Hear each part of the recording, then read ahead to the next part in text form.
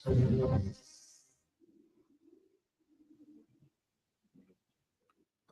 ਸ਼੍ਰੀ ਅਕਾਲ। Punjabi radio USA ਦੇ ਜਿੰਨੇ ਵੀ ਸਰੋਤੇ ਸਾਡੇ ਸਾਰੇ ਹੀ AM ਸਟੇਸ਼ਨਸ, FM ਸਟੇਸ਼ਨਸ, ਘਰਾਂ ਦੇ ਵਿੱਚ ਰੇਡੀਓ ਸੈਟਸ ਦੇ ਰਾਹੀਂ, ਟੈਲੀਫੋਨ ਦੇ ਰਾਹੀਂ, ਫੇਸਬੁੱਕ, YouTube ਤੇ ਲਾਈਵ ਦੇਖ ਰਹੇ ਹੋ, ਸੁਣ ਰਹੇ ਹੋ, ਸਾਰਿਆਂ ਨੂੰ ਜੀ ਆਇਆਂ ਨੂੰ ਤੇ ਬਹੁਤ ਹੀ ਪਿਆਰ ਤੇ ਸਤਿਕਾਰ ਭਰੀ ਸਤਿ ਸ਼੍ਰੀ ਅਕਾਲ। ਸਰੋਤਿਓ, ਅੱਜ ਮਈ ਦੀ 10 ਤਰੀਕ ਆ, ਦਿਨ ਸ਼ਨਿਚਰਵਾਰ ਆ ਤੇ ਤੁਹਾਨੂੰ ਹਰ ਸ਼ਨਿਚਰਵਾਰ ਨੂੰ ਜਿਸ ਤਰ੍ਹਾਂ ਪਤਾ ਹੀ ਆ ਵੀ ਹਰ ਸਵੇਰੇ ਆਪਾਂ ਅਟਾਰਨੀ ਜੇ ਤਿਰਕੀਆਣਾ ਉਹਨਾਂ ਨੂੰ ਨਾਲ ਲੈ ਕੇ ਹਾਜ਼ਰ ਹੁੰਦੇ ਆ। ਅੱਜ ਦਾ ਜਿਹੜਾ ਸਾਡਾ ਸਪੈਸ਼ਲ ਪ੍ਰੋਗਰਾਮ ਆ ਉਹ ਇਮੀਗ੍ਰੇਸ਼ਨ ਨੂੰ ਲੈ ਕੇ ਹੁੰਦਾ ਹੈ ਤੇ ਸਾਡੇ ਨਾਲ ਅਟਾਰਨੀ ਜੇ ਤਿਰਕੀਆਣਾ ਜੀ ਜੁੜੇ ਹੋਏ ਆ। ਜੀ ਆਇਆਂ ਨੂੰ ਤੇ ਬਹੁਤ ਹੀ ਪਿਆਰ ਤੇ ਸਤਿਕਾਰ ਭਰੀ ਸਤਿ ਸ਼੍ਰੀ ਅਕਾਲ। ਧੰਨਵਾਦ ਜੀ ਤੇ ਸਤਿ ਸ਼੍ਰੀ ਅਕਾਲ ਜੀ ਸਾਰਿਆਂ ਨੂੰ।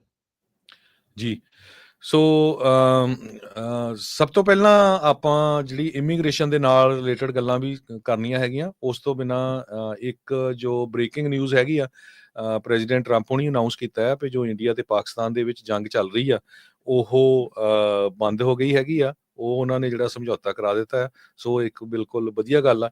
ਜਿੰਨੇ ਵੀ ਲੋਕ ਦੁਨੀਆ 'ਚ ਜਿਹੜੇ ਸ਼ਾਂਤੀ ਚਾਹੁੰਦੇ ਆ ਵੀ ਕਿਸੇ ਤਰ੍ਹਾਂ ਦਾ ਜਿਹੜਾ ਲੜਾਈ ਝਗੜਾ ਨਹੀਂ ਹੋਣਾ ਚਾਹੀਦਾ, ਸੋ ਉਹ ਜਿਹੜੀ ਬ੍ਰੇਕਿੰਗ ਨਿਊਜ਼ ਆ ਰਹੀ ਹੈਗੀ ਆ ਭਈ ਇੰਡੀਆ ਤੇ ਪਾਕਿਸਤਾਨ ਦੇ ਵਿਚਾਲੇ ਜਿਹੜੀ ਜੰਗ ਆ ਉਹ ਬੰਦ ਹੋ ਗਈ ਹੈਗੀ ਆ।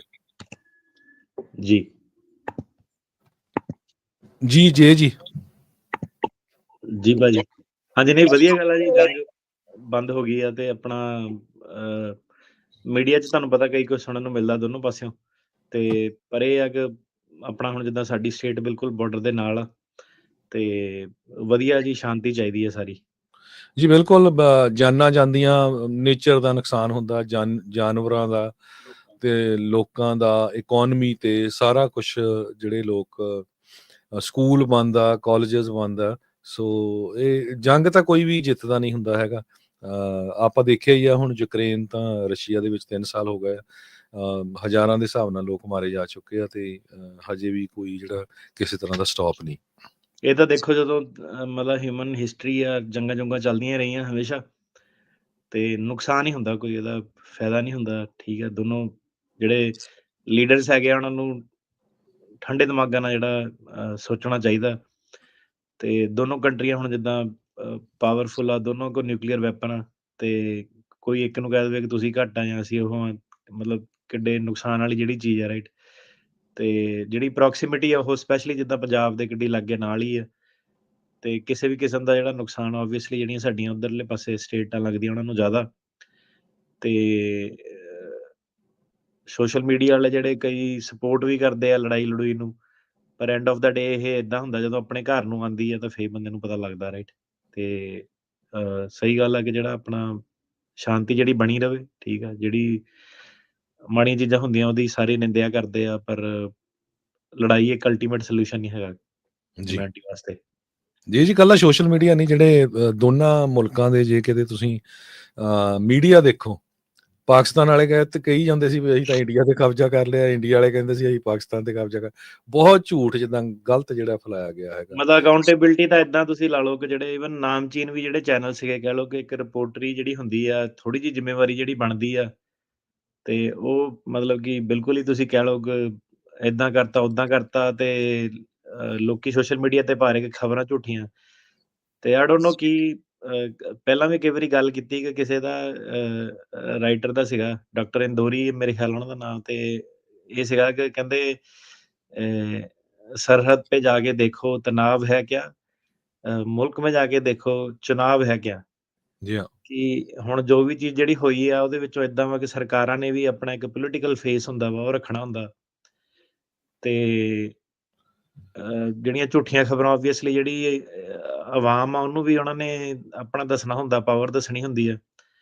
ਬਟ ਅਲਟੀਮੇਟਲੀ ਗੁੱਡ ਥਿੰਗ ਆ ਕਿ ਦੋਨੋਂ ਜਿਹੜੀਆਂ ਸਰਕਾਰਾਂ ਉਹਨਾਂ ਨੇ ਜਿਹੜਾ ਆਪਣਾ ਸੀਗਾ ਸ਼ਾਂਤੀ ਦਾ ਜਿਹੜਾ ਰੁੱਖ ਜਿਹੜਾ ਚੂਜ਼ ਕੀਤਾ, ਵਧੀਆ ਗੱਲ ਆ।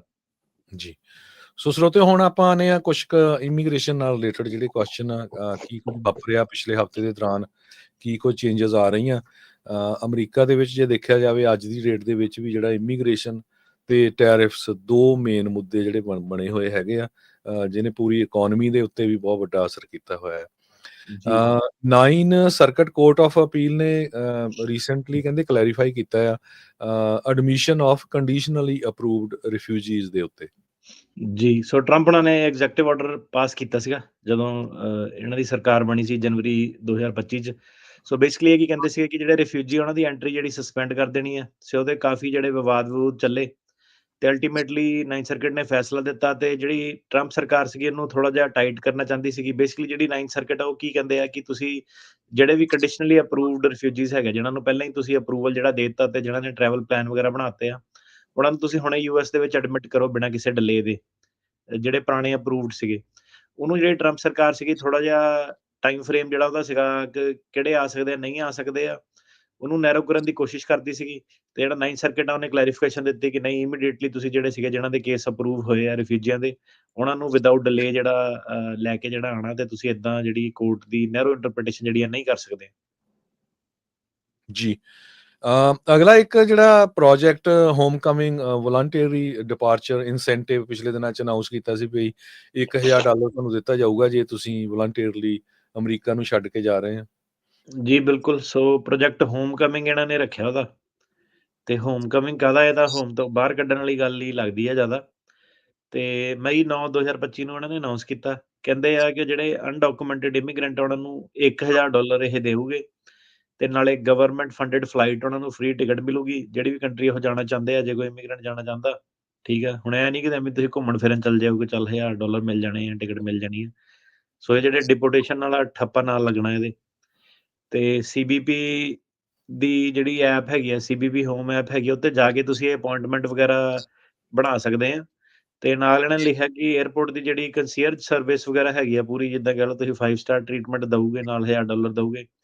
60 ਦਿਨ ਦਾ ਕਹਿੰਦੇ ਟਾਈਮ ਆ, ਜਿਹਨੇ ਜਾਣਾ ਚੱਲ ਜਾਵੇ ਤੇ ਐਨਕਰੇਜ ਕਹਿੰਦੇ ਕਰਦੇ ਆ ਕਿ ਲੋਕੀ ਆਪਣੇ ਆਪ ਨੂੰ ਸੈਲਫ ਡਿਪੋਰਟ ਕਰ ਲੈਣ ਤੇ ਬੇਸਿਕਲੀ ਕੀ ਕਹਿ ਰਹੇ ਆ ਕਿ 60 ਦਿਨਾਂ ਬਾਅਦ ਜਦੋਂ ਇਹ ਰੁਕ ਗਿਆ ਸਾਰਾ ਤੇ ਆਪਾਂ ਜਿਹੜੀ ਫੜੋ-ਫੜਾਈ ਆ ਹੋਰ ਜ਼ਿਆਦਾ ਸਖਤ ਕਰ ਦੇਣੀ ਆ, ਫਾਈਨ, ਜੇਲ੍ਹ ਟਾਈਮ ਤੇ ਫਿਰ ਫੋਰਸ ਜਿਹੜੀਆਂ ਡਿਪੋਰਟੇਸ਼ਨ ਜਿਹੜੀਆਂ ਉਹ ਕਰਨੀਆਂ। ਬੇਸਿਕਲੀ ਵਾਰਨਿੰਗ ਉਹ ਦੇ ਰਹੇ ਆ ਕਿ ਇਹ ਜਿਹੜਾ 60 ਦਿਨ ਦਾ ਕੁਆਇਟ ਪੀਰੀਅਡ ਆ ਇਹਦੇ ਵਿੱਚ ਜਿਹਨੇ ਜਾਣਾ ਚੱਲ ਜਾਓ। ਸੋ ਆਈ ਥਿੰਕ ਇਹਨਾਂ ਦਾ ਏਦਾਂ ਸੀਗਾ ਕਿ ਪਹਿਲਾਂ ਇਹਨਾਂ ਨੇ ਆਹੀ ਜਿਹੜੀ ਤੁਹਾਨੂੰ ਪਤਾ ਫੀਅਰ ਮੌਂਗਰਿੰਗ ਪੋਲਿਟਿਕਸ ਜਿਹੜੀ ਹੁੰਦੀ ਆ ਕਿ ਲੋਕਾਂ ਨੂੰ ਥੋੜਾ ਜਿਹਾ ਡਰਾਵਾ, ਉਹ ਚੀਜ਼ਾਂ ਇਹਨਾਂ ਨੇ ਕੀਤੀਆਂ ਤੇ ਕਾਫੀ ਡਰਾ ਜਿਹੜਾ ਫੈਲਿਆ। ਉਸ ਤੋਂ ਬਾਅਦ ਹੁਣ ਇਹਨਾਂ ਨੇ ਆ ਜਿਹੜਾ ਕੂਲ ਆਫ ਪੀਰੀਅਡ ਜਿਹਾ ਦਿੱਤਾ 60 ਦਿਨ ਦਾ ਕਿ ਇਹਦੇ ਵਿੱਚ ਤੁਸੀਂ ਪੈਸੇ ਲੈ ਲਓ ਚੱਲ ਜਾਓ ਤੇ ਕਈ ਲੋਕਾਂ ਨੇ ਐਕਚੁਅਲੀ ਸੈਲਫ ਡਿਪੋਰਟ ਆਪਣੇ ਆਪ ਨੂੰ ਕੀਤਾ ਵੀ ਆ, ਠੀਕ ਆ। ਆਪਣਾ ਨਹੀਂ ਲੋਕੀ ਉਸ ਤਰੀਕੇ ਨਾਲ ਜਿਹੜਾ ਸੀਗਾ ਜਾਣਾ ਚਾਹੁੰਦੇ ਕਿ ਫੜ ਲਓ, ਹੱਥਕੜੀਆਂ ਲਾਤੀਆਂ ਤੇ ਹੁਣ ਕਹਿ ਰਹੇ ਆ ਕਿ ਇਹਨਾਂ ਨੇ ਹੋਰ ਅੱਗੇ ਜਿਹੜਾ ਇਨਫੋਰਸਮੈਂਟ ਜਿਹੜੀ ਕਰਨੀ ਆ ਜਿੱਦਾਂ ਇਹ ਸਰਕਾਰ ਦੇ ਚੱਲੇ ਆ ਜਿਹੜੇ ਹਿਸਾਬ ਨਾਲ ਇਹ ਲਾਅ ਸੂਟਸ ਵਗੈਰਾ ਲੈ ਕੇ ਆ ਰਹੀ ਹੈ, ਡਿਫੈਂਡ ਕਰ ਰਹੀ ਆ, ਨਵੇਂ-ਨਵੇਂ ਚੀਜ਼ਾਂ ਜਿਹੜੀਆਂ ਐਕਸਪਲੋਰ ਕਰ ਰਹੀ ਆ ਤੇ ਸੰਕੇਤ ਇਹੀ ਹੈਗਾ ਕਿ ਇਹਨਾਂ ਨੇ ਅਜੇ ਖੌਰੂ ਜਿਹੜਾ ਤੁਸੀਂ ਕਹਿ ਲਓ ਹੋਰ ਪਾਉਣਾ ਵਾ, ਅਜੇ ਸ਼ੁਰੂ ਹੀ ਹੋਏ ਆ ਇਹ। ਜੀ। ਅਗਲਾ ਜਿਹੜਾ ਕੁਐਸਚਨ ਹੈਗਾ ਉਹ ਡਿਪੋਰਟੇਸ਼ਨ ਨੂੰ ਲੈ ਕੇ ਆ। ਜੀ ਪਹਿਲੇ ਐਲ ਸੈਲਵਾਡੋਰ ਨੂੰ ਇਹਨਾਂ ਨੇ ਜਦੋਂ ਗਾਰਸੀਆ ਨੂੰ ਭੇਜਿਆ ਸੀ ਉਹ ਤੋਂ ਬਾਅਦ ਬਹੁਤ ਵੱਡਾ ਇਸ਼ੂ ਬਣਿਆ। ਫਿਰ ਟਰੰਪ ਨੇ ਕਹਿ ਦਿੱਤਾ ਵੀ ਅਸੀਂ ਰਵਾਂਡਾ ਨੂੰ ਲੋਕਾਂ ਨੂੰ ਭੇਜਾਂਗੇ। ਉਹ ਤੋਂ ਬਾਅਦ ਆ ਗਿਆ ਵੀ ਅਸੀਂ ਲੀਬੀਆ ਨੂੰ ਭੇਜਣ ਜਾ ਰਹੇ ਹਾਂ। ਸੋ ਇਹਦੇ ਸੰਬੰਧ ਦੇ ਵਿੱਚ ਕੁਛ ਜੱਜਾਂ ਨੇ ਬਲੌਕ ਕਰ ਦਿੱਤਾ ਥਰਡ ਕੰਟਰੀ ਦੀ ਜੀ ਡਿਪੋਰਟੇਸ਼ਨ। ਬਿਲਕੁਲ। ਸੋ ਉਹਨਾਂ ਨੇ ਟੈਂਪਰੇਰੀ ਰਿਸਟ੍ਰੇਨਿੰਗ ਆਰਡਰ ਲਾਤਾ ਸੀਗਾ। ਸੋ ਦੇਖੋ ਯੂਐਸ ਦੀ ਹੁਣ ਇੱਕ ਆਹ ਚੀਜ਼ ਬਹੁਤ ਵਧੀਆ ਹੈਗੀ ਤਾਂ ਹੀ ਉਹ ਇਹ ਜਿਹੜਾ ਦੇਸ਼ ਆ ਨੰਬਰ 1 ਆ ਕਿ ਜਿਹੜੇ ਡਿਸਟ੍ਰਿਕਟ ਜੱਜ ਹੁੰਦੇ ਆ ਪਾਵਰ ਦੇਖ ਲਓ ਕਿੰਨੀ ਆ ਕਿ ਖੜ ਜਾਂਦੇ ਆ, ਠੀਕ ਆ। ਹੁਣ ਆਪਣੇ ਮੁਲਕਾਂ 'ਚ ਤਾਂ ਨਹੀਂ ਖੜ ਸਕਦਾ ਕਿ ਜੱਜ ਤੁਹਾਨੂੰ ਵੀ ਸਾਰਿਆਂ ਨੂੰ ਪਤਾ ਕਿ ਸਾਰਾ ਕੰਪਰੋਮਾਈਜ਼ ਜਿਹੜਾ ਹੋ ਗਿਆ ਸਿਸਟਮ ਉੱਤੋਂ ਲੈ ਕੇ ਥੱਲੇ ਤੱਕ ਤੇ ਇੱਥੇ ਜਿਹੜਾ ਕੀ ਸੀਗਾ ਕਿ ਜੱਜ ਨੇ ਟੈਂਪਰੇਰੀ ਰਿਸਟ੍ਰੇਨਿੰਗ ਆਰਡਰ ਦੇ ਦਿੱਤਾ। ਉਹਨੇ ਬੇਸਿਕਲੀ ਇਹ ਕਿਹਾ ਕਿ ਕਿਉਂਕਿ ਸਾਡੇ ਜਿਹੜੇ ਅਮਰੀਕਾ ਦੇ ਉਹਨਾਂ ਕੰਟਰੀਆਂ ਦੇ ਨਾਲ ਲੀਬੀਆ ਦੇ ਨਾਲ ਕੋਈ ਡਿਪਲੋਮੈਟਿਕ ਜਿਹੜੇ ਐਗਰੀਮੈਂਟ ਨਹੀਂ ਹੈਗੇ। ਸੋ ਇਹਦੀ ਕੋਈ ਅਸ਼ੋਰੈਂਸ ਨਹੀਂ ਕਿ ਆਪਾਂ ਜੇ ਬੰਦੇ ਜਿਹੜੇ ਕਿ ਉਸ ਮੁਲਕ ਨੂੰ ਬਿਲੋਂਗ ਵੀ ਨਹੀਂ ਕਰਦੇ ਜੇ ਤੁਸੀਂ ਉਹਨੂੰ ਲੀਬੀਆ 'ਚ ਭੇਜ ਦਿਓ ਤੇ ਉੱਥੇ ਇਹਨਾਂ ਨਾਲ ਹਿਊਮਨ ਰਾਈਟ ਵਾਇਓਲੇਸ਼ਨ ਜਿਹੜੀ ਨਹੀਂ ਹੋਊਗੀ ਤੇ ਉਹਨਾਂ ਨੇ ਕਿਹਾ ਤੁਸੀਂ ਏਦਾਂ ਨਹੀਂ ਕਰ ਸਕਦੇ ਤੇ ਉਹ ਕਹਿੰਦੇ ਡਿਊ ਪ੍ਰੋਸੈਸ ਜਿਹੜਾ ਆਫਰ ਕਰਨਾ ਡਿਊ ਪ੍ਰੋਸੈਸ ਹੁੰਦਾ ਕਿ ਬੰਦੇ ਦੀ ਹੀਅਰਿੰਗ ਵਗੈਰਾ ਹੋਣੀ ਚਾਹੀਦੀ ਹੈ। ਤੁਸੀਂ ਇਹ ਨਹੀਂ ਕਿ ਸਿੱਧੇ ਚੱਕ ਕੇ ਕਿਸੇ ਨੂੰ ਲੀਬੀਆ ਭੇਜਤਾ ਉੱਥੇ ਤਾਂ ਪ੍ਰੋਬਲਮ ਪੈ ਜਾਣੀ ਇਹਨੂੰ ਤੇ ਜਿਹੜੇ ਲੀਬੀਆ ਦੇ ਪ੍ਰਾਈਮ ਮਿਨਿਸਟਰ ਉਹਨਾਂ ਨੇ ਕਿਹਾ ਕਿ ਸਾਡੀ ਤੇ ਕੋਈ ਏਦਾਂ ਦੀ ਗੱਲਬਾਤ ਹੋਈ ਨਹੀਂ। ਯੂਐਸ ਨਾਲ ਉਹਨਾਂ ਨੇ ਆਪਣਾ ਬਿਆਨ ਦਿੱਤਾ ਕਿ ਕੋਈ ਵੀ ਏਦਾਂ ਦਾ ਸਮਝੌਤਾ ਨਹੀਂ ਹੋਇਆ ਤੇ ਇਧਰੋਂ ਸਰਕਾਰ ਅਨਾਉਂਸ ਕਰ ਦਿੰਦੀ ਆ, ਠੀਕ ਆ। ਤੇ ਇਹ ਪਹਿਲਾਂ ਵੀ ਆਪਾਂ ਨੂੰ ਚੀਜ਼ਾਂ ਦੇਖਣ ਨੂੰ ਮਿਲੀਆਂ ਕਈ ਵੀ ਜਿੱਦਾਂ ਮੈਕਸੀਕੋ ਦੇ ਪ੍ਰੈਜ਼ੀਡੈਂਟ ਨੇ ਆ ਕੇ ਕਿਹਾ ਸੀ ਨਹੀਂ ਏਦਾਂ ਦੀ ਸਾਡੀ ਕੋਈ ਗੱਲਬਾਤ ਨਹੀਂ ਹੋਈ ਹੈ। ਗ੍ਰੀਨਲੈਂਡ ਦੇ ਪ੍ਰੈਜ਼ੀਡੈਂਟ ਨੇ ਕਿਹਾ ਸੀ ਕਿ ਸਾਡੀ ਏਦਾਂ ਦੀ ਗੱਲਬਾਤ ਨਹੀਂ ਹੋਈ ਹੈ। ਸੋ ਕਈ ਵਾਰੀ ਏਦਾਂ ਆ ਕਿ ਜਿਹੜਾ ਇੱਧਰ ਵਾਲਾ ਮੀਡੀਆ ਵਿੰਗ ਆ ਉਹ ਥੋੜੇ ਜਿਹੇ ਫੈਂਟਰ ਛੱਡ ਦਿੰਦਾ, ਗੱਲ ਅਜੇ ਹੋਈ ਨਹੀਂ ਹੁੰਦੀ ਤੇ ਬੇਸਿਕਲੀ ਹੁਣ ਇਹਦੇ ਵਿੱਚ ਏਦਾਂ ਕਿ ਜਿਹੜੇ ਕੋਰਟ ਉਹ ਇਨਵੋਲਵ ਆ ਕਹਿੰਦੇ ਕੋਈ ਡਿਪਲੋਮੈਟਿਕ ਐਗਰੀਮੈਂਟ ਨਹੀਂ ਹੋਇਆ ਤੇ ਤੁਸੀਂ ਏਦਾਂ ਨਹੀਂ ਕਰ ਸਕਦੇ। ਜੀ। ਕੱਲ ਇੱਕ ਬਹੁਤ ਵੱਡੀ ਨਿਊਜ਼ ਆਈ, ਖਾਸ ਕਰਕੇ ਹੈਬਿਅਸ ਕਾਰਪਸ ਦੇ ਸੰਬੰਧ ਦੇ ਵਿੱਚ ਜਿਹੜੇ ਸੀਨੀਅਰ ਐਡਵਾਈਜ਼ਰ ਹੈਗੇ ਆ ਪ੍ਰੈਜ਼ੀਡੈਂਟ ਡੋਨਲਡ ਟਰੰਪ ਉਹਨਾਂ ਦੇ ਸਟੀਫਨ ਮਿਲਰ, ਕਾਫੀ ਜਿਹੜੇ ਉਹ ਐਂਟੀ ਇਮੀਗ੍ਰੈਂਟ ਮੈਂ ਕਹਿ ਸਕਦਾ ਹੈਗਾ। ਸੋ ਉਹਨਾਂ ਨੇ ਇਸ ਇਸ਼ੂ ਨੂੰ ਲੈ ਕੇ ਵੀ ਜੀ ਜਿਹੜਾ ਵਰਲਡ ਵਾਰ ਦੇ ਵੇਲੇ ਹੋਇਆ ਸੀ, ਅਸੀਂ ਸਸਪੈਂਡ ਹੀ ਕਰਨ ਜਾ ਰਹੇ ਹਾਂ, ਤੇ ਇਹਦਾ ਤਾਂ ਬਹੁਤ ਵੱਡਾ ਜਿਹੜਾ ਅਸਰ ਆ ਉਹ ਪੈਣਾ ਹੈਗਾ ਜੇ ਕਿਤੇ ਉਹ ਸਸਪੈਂਸ਼ਨ ਹੋ ਜਾਂਦੀ ਹੈ। ਸੋ ਪਹਿਲੀ ਗੱਲ, ਜਿਹੜਾ ਨੂੰ ਨਹੀਂ ਪਤਾ ਹੈ ਨਾ ਕਿ ਹੇਬੀਅਸ ਕਾਰਪਸ ਜਿਹੜਾ ਕੀ ਚੀਜ਼ ਹੁੰਦੀ ਹੈ, ਸੋ ਕਾਨੂੰਨ ਦੇ ਵਿੱਚ ਕੀ ਹੁੰਦਾ ਕਿ ਕਾਫੀ ਸਾਰੀਆਂ ਰਿਟਾਂ ਜਿਹੜੀਆਂ ਹੁੰਦੀਆਂ, ਤੇ ਇੱਕ ਹੇਬੀਅਸ ਕਾਰਪਸ ਦੀ ਰਿਟ ਜਿਹੜੀ ਹੁੰਦੀ ਹੈ ਕਿ ਜਦੋਂ ਕੋਈ ਵੀ ਵਕੀਲ ਫਾਈਲ ਕਰਦਾ, ਉਹ ਕਹਿੰਦਾ ਕਿ ਜਿਹਨੂੰ ਤੁਸੀਂ ਫੜ ਕੇ ਰੱਖਿਆ ਉਹਨੂੰ ਪੇਸ਼ ਕੀਤਾ ਜਾਵੇ, ਫਿਜ਼ੀਕਲ ਤੌਰ ਤੇ ਬੋਡੀ ਵਾਈਜ਼ ਉਹਨੂੰ ਜਿਹੜਾ ਅਦਾਲਤ ਦੇ ਸਾਹਮਣੇ ਪੇਸ਼ ਕੀਤਾ ਜਾਵੇ। ਸੋ ਇਹ ਜਿਹੜੀ ਹੇਬੀਅਸ ਕਾਰਪਸ ਆ ਬੇਸਿਕਲੀ ਇਹੀ ਹੈ ਕਿ ਸਰਕਾਰ ਨੂੰ ਫਿਰ ਪੇਸ਼ ਕਰਨਾ ਪੈਂਦਾ ਜਦੋਂ ਜੱਜ ਉਹ ਕਹਿੰਦਾ ਕਿ ਬਾਕੀ ਗੱਲਾਂ ਬਾਅਦ 'ਚ, ਪਹਿਲਾਂ ਪੇਸ਼ ਕਰੋ ਕਿ ਬੰਦਾ ਤੁਹਾਡਾ ਕਿੱਥੇ ਹੈ, ਠੀਕ ਆ? ਕਿ ਫਿਜ਼ੀਕਲੀ ਉਹਨੂੰ ਪੇਸ਼ ਜਿਹੜਾ ਕਰਨਾ, ਉਹਨੂੰ ਹੇਬੀਅਸ ਕਾਰਪਸ ਕਹਿੰਦੇ ਆ। ਤੇ ਹੁਣ ਤੁਸੀਂ ਦੇਖੋ, ਜੇ ਇਹ ਕਿੰਨੀ ਇੰਪੋਰਟੈਂਟ ਜਿਹੜੀ ਚੀਜ਼ ਆ, ਕਿ ਇਹਦਾ ਮਤਲਬ ਇਹ ਹੈ ਕਿ ਤੁਸੀਂ ਏਦਾਂ ਨਹੀਂ ਕਿ ਗੁਪਤ ਤਰੀਕੇ ਦੇ ਨਾਲ ਹੀ ਜਿਹੜਾ ਬੰਦਾ ਸੀਗਾ ਉਹ ਇੱਧਰ-ਉੱਧਰ ਕਰਤਾ, ਕਿ ਤੀਜੀ ਕੰਟਰੀ ਭੇਜਤਾ, ਜਿੱਦਾਂ ਦੇ ਸਰਕਾਰ ਜਿਹੜੇ ਪਾਸੇ ਨੂੰ ਜਾ ਰਹੀ ਆ। ਤੇ ਕੀ ਕਹਿ ਰਹੇ ਆ ਕਿ ਹੇਬੀਅਸ ਕਾਰਪਸ ਦੀ ਲੋਕੀ ਰਿਟ ਫਾਈਲ ਕਰ ਦਿੰਦੇ ਸੀਗੇ। ਤੁਸੀਂ ਦੇਖਿਆ ਕਈ ਸਟੂਡੈਂਟ ਜਿਹੜੇ ਇਹ ਥੱਲੇ ਲੁਈਜ਼ੀਆਨਾ ਵੱਲ ਲੈ ਕੇ ਜਾਣਾ ਚਾਹੁੰਦੇ ਸੀਗੇ ਡਿਟੈਂਸ਼ਨਾਂ 'ਚ, ਉਹਨਾਂ ਦੇ ਵਕੀਲਾਂ ਨੇ ਫਿਰ ਰਿਟਾਂ ਫਾਈਲ ਕਰਕੇ ਵਰਮੌਂਟ ਦੇ ਵਿੱਚ ਰੋਕਤਾ ਕਿ ਨਹੀਂ, ਕੋਰਟ ਕਹਿੰਦਾ ਕਿ ਨਹੀਂ, ਤੁਸੀਂ ਇਹਨਾਂ ਨੂੰ ਲਿਜਾ ਨਹੀਂ ਸਕਦੇ, ਤੁਸੀਂ ਨਿਊਯਾਰਕ ਤੋਂ ਬਾਹਰ ਨਹੀਂ ਕੱਢ ਸਕਦੇ। ਕਿਉਂਕਿ ਹੁਣ ਜਿਹੜੇ ਵਕੀਲ ਆ ਉਹ ਵੀ ਤੇਜ਼ ਹੋ ਗਏ, ਜਿਹੜਾ ਆਹ ਖਲੀਲ ਵਾਲਾ ਕੇਸ ਸੀਗਾ, ਜਿੱਦਾਂ ਉਹਨੂੰ ਤਾਂ ਨਿਊਯਾਰਕ ਤੋਂ ਚੱਕ ਕੇ ਜਿਹੜਾ ਲੈ ਗਏ ਸੀਗੇ, ਤੇ ਉਹਨੇ ਜਾ ਕੇ ਇਹੀ ਕਿਹਾ ਸੀਗਾ ਕਿ ਮੈਨੂੰ ਜਿਹੜੀ ਫੇਅਰ ਟਰਾਇਲ ਨਹੀਂ ਮਿਲਿਆ, ਤੁਸੀਂ ਮੇਰੇ ਨਾਲ ਧੱਕਾ ਕਰਦੇ ਆ, ਕਿਉਂਕਿ ਨਿਊਯਾਰਕ ਦਾ ਰਹਿਣ ਵਾਲਾ ਸੀਗਾ। ਸੋ ਹੁਣ ਕੀ ਚੀਜ਼ ਸੀਗੀ ਕਿ ਜੁਰਿਸਡਿਕਸ਼ਨ ਬੜੀ ਵੱਡੀ ਚੀਜ਼ ਆ ਜਾਂਦੀ ਹੈ, ਜਿੱਦਾਂ ਕਿ ਕੈਲੀਫੋਰਨੀਆ, ਨਿਊਯਾਰਕ ਦੇ ਜਿਹੜੇ ਕੋਰਟ ਆ, ਥੋੜੇ ਜਿਹੇ ਸੁਖਾਲੇ ਜਿਹੜੇ ਕੋਰਟ ਆ, ਇਹਦੇ ਵਿੱਚ ਜਿਹੜਾ ਤੁਸੀਂ ਕਹ ਲਓ ਕਿ ਜਿੱਦਾਂ ਤੁਸੀਂ ਕਹਿੰਦੇ ਕਿ ਇੱਕ ਐਂਟੀ ਇਮੀਗ੍ਰੇਸ਼ਨ ਸੈਂਟੀਮੈਂਟ ਹੁੰਦਾ, ਇੱਕ ਪ੍ਰੋ ਇਮੀਗ੍ਰੈਂਟ ਸੈਂਟੀਮੈਂਟ ਹੁੰਦਾ। ਸੋ 9th ਸਰਕਿਟ ਸਪੈਸ਼ਲੀ ਜਿੱਦਾਂ ਤੁਸੀਂ ਲਾ ਲਓ, ਸੋ ਇਹ ਬੜਾ ਫ਼ਰਕ ਪੈਂਦਾ ਕਿ ਫੈਸਲਾ ਜਿਹੜਾ ਤੁਹਾਡਾ 9th ਸਰਕਿਟ ਨੇ ਕੀਤਾ, ਕਿ ਉਹ ਤੁਹਾਡਾ 5th ਸਰਕਿਟ ਨੇ ਕੀਤਾ, ਕਿਹੜੇ ਸਰਕਿਟ ਨੇ ਤੁਹਾਡਾ ਫੈਸਲਾ ਜਿਹੜਾ ਕੀਤਾ। ਇਹ ਹੁਣ ਕੀ ਕਰ ਰਿਹਾ ਕਿ ਹੇਬੀਅਸ ਕਾਰਪਸ ਨਾਲ ਪੰਗਾ ਲੈਣ ਦੀ ਕੋਸ਼ਿਸ਼ ਕਰ ਰਿਹਾ ਕਿ ਇਹਨੂੰ ਆਪਾਂ ਜਿਹੜਾ ਸਸਪੈਂਡ ਕਰ ਦਈਏ। ਸੋ ਜੇ ਏਦਾਂ ਹੋ ਗਿਆ, ਫਿਰ ਤਾਂ ਤੁਹਾਨੂੰ ਪਤਾ ਕਿ ਕਾਫ਼ੀ ਨੁਕਸਾਨ ਜਿਹੜਾ ਲੋਕਾਂ ਦਾ ਹੋਣਾ।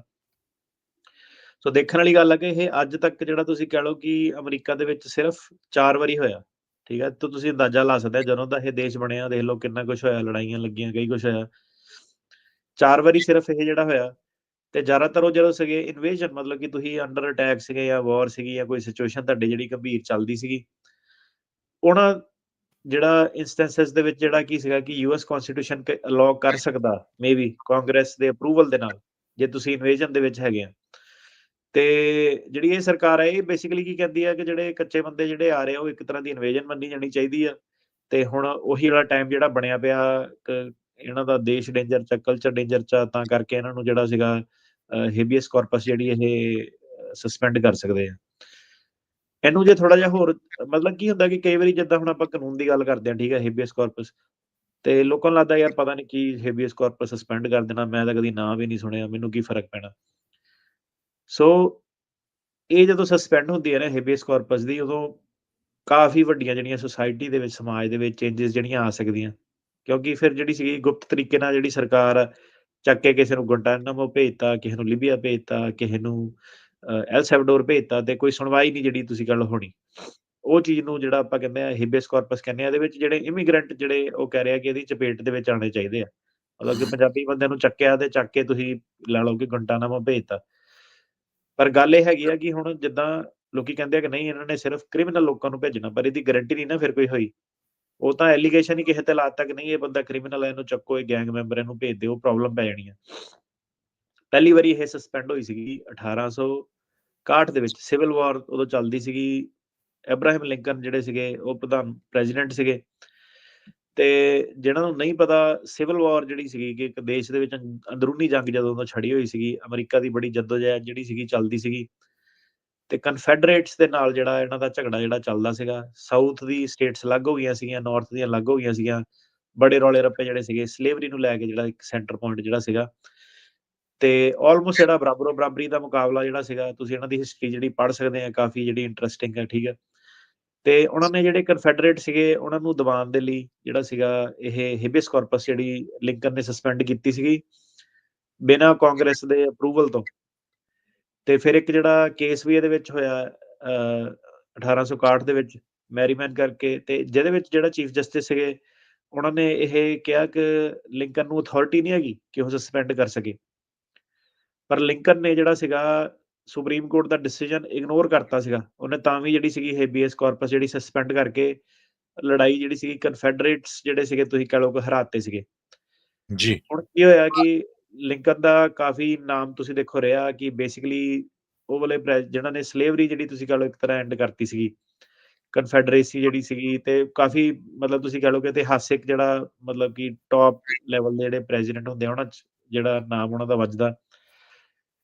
ਫਿਰ ਕੀ ਸੀਗਾ ਕਿ ਜਦੋਂ ਸਾਰੇ ਰਿਜ਼ਲਟ ਹੋਏ ਸਿਵਲ ਵਾਰ, ਮਤਲਬ ਹੁਣ ਡਿਪੈਂਡ ਕਰਦਾ ਤੁਸੀਂ ਇਹਨੂੰ ਕਹੋ ਜਿੱਤ ਗਏ, ਹਾਰ ਗਏ, ਕਿਹੜੀ ਸਾਈਡ ਸੀਗੀ ਹਨਾ? ਦੋਨੋਂ ਸਾਈਡ ਹੁੰਦੀਆਂ ਹਮੇਸ਼ਾ ਲੜਾਈ ਦੇ। ਤੇ ਕਨਫੈਡਰੇਟ ਜਿਹੜੇ ਹਾਰ ਗਏ ਸੀਗੇ ਤੇ ਹੇਬੀਅਸ ਕਾਰਪਸ ਨੂੰ ਫਿਰ ਬਾਅਦ 'ਚ ਉਹਨਾਂ ਨੇ 1863 ਦੇ ਵਿੱਚ ਜਾ ਕੇ ਰੈਟਰੋਐਕਟਿਵਲੀ ਮਤਲਬ ਕਿ ਉਹਨਾਂ ਨੇ ਕਿਹਾ ਕਿ ਆਪਾਂ ਇਹਦਾ ਜਿਹੜਾ ਐਕਸ਼ਨ ਸੀਗਾ ਇਹਨੂੰ ਅਪਰੂਵ ਕਰਦੇ ਹਾਂ। ਕਾਂਗਰਸ ਨੇ ਬੈਕਡੇਟਡ ਜਾ ਕੇ ਉਹਨੂੰ ਅਪਰੂਵ ਕਰਤਾ ਸੀਗਾ, ਪਰ ਜਦੋਂ ਲਿੰਕਨ ਨੇ ਰਿਵੋਕ ਕੀਤੀ ਸੀਗੀ ਉਦੋਂ ਕਾਂਗਰਸ ਦਾ ਕੋਈ ਅਪਰੂਵਲ ਨਹੀਂ ਸੀਗਾ। ਸੁਪਰੀਮ ਕੋਰਟ ਦਾ ਡਿਸੀਜਨ ਜਿਹੜਾ ਉਹਨੇ ਇਗਨੋਰ ਕਰਤਾ ਸੀਗਾ। ਤੇ ਤੁਸੀਂ ਹਿਸਾਬ ਕਿਤਾਬ ਲਾ ਲਓ ਕਿ ਜਿਹੜੇ ਹਾਲਾਤ ਹੁਣ ਤੁਸੀਂ ਦੇਖੋ ਉਧਰਲੇ ਪਾਸੇ ਨੂੰ ਬਣੇ ਹੋਏ ਆ, ਆਪਾਂ ਗੱਲਾਂ ਕਰ ਰਹੇ ਹਾਂ ਕਿ ਕੋਰਟ ਦੇ ਨਾਲ ਜੱਦੋਜਹਿਦ ਜਿਹੜੀ ਚੱਲਦੀ ਰਹਿੰਦੀ ਆ। ਪਰ ਉਹ ਕਿਉਂਕਿ ਜਿੱਤ ਗਏ ਸੀਗੇ end of the day civil war, ਤੇ ਫਿਰ ਕਾਂਗਰਸ ਨੇ ਉਹਨਾਂ ਦੇ ਫੇਵਰ 'ਚ ਕਰਤਾ। ਦੂਸਰੀ ਵਾਰੀ ਜਿਹੜੀ ਇਹ ਸਸਪੈਂਡ ਹੋਈ ਆ 1871 ਦੇ ਵਿੱਚ ਹੋਈ ਆ। ਉਦੋਂ ਇੱਕ ਕਲੂ ਕਲਕਸ ਕਲੈਨ ਸੀਗਾ, ਕੇ ਜਿਹਨੂੰ ਕਹਿੰਦੇ ਸੀਗੇ। ਬਹੁਤ ਜ਼ਿਆਦਾ ਇਹਨਾਂ ਨੇ ਖੌਰੂ ਜਿਹੜਾ ਪਾਇਆ, ਲੋਕਾਂ ਨੂੰ ਲਿੰਚ ਕਰ ਦਿੰਦੇ ਸੀਗੇ। ਰੇਸ਼ੀਅਲ ਲਾਈਨਸ ਦੇ ਉੱਤੇ ਜਿਹੜਾ ਕਲੂ ਕਲਕਸ ਕਲੈਨ ਜਿਹੜਾ ਚੱਲਦਾ ਸੀਗਾ। ਚਿੱਟੇ ਇਹ ਡਰੈਸ ਪਾਉਂਦੇ ਸੀਗੇ, ਚਿੱਟੇ ਉਹ ਤਿਕੋਣੇ ਜਿਹੇ ਆਪਣੇ ਜਿਹੜੇ ਤੁਸੀਂ ਕਹਿ ਲਓ ਕਿ ਫੇਸ ਆਪਣੇ ਕਵਰ ਕਰਦੇ ਸੀਗੇ, ਤੇ ਕ੍ਰਾਸ ਜਿਹੜਾ ਬਰਨ ਕਰਕੇ ਘੋੜਿਆਂ ਤੇ ਆ ਕੇ। ਬਟ ਤੁਸੀਂ ਦੇਖ ਸਕਦੇ ਹੋ ਇਹਨਾਂ ਦੀ ਬੜਾ ਇੰਟਰਸਟਿੰਗ ਜਿਹੜਾ ਹੋ ਰਿਹਾ।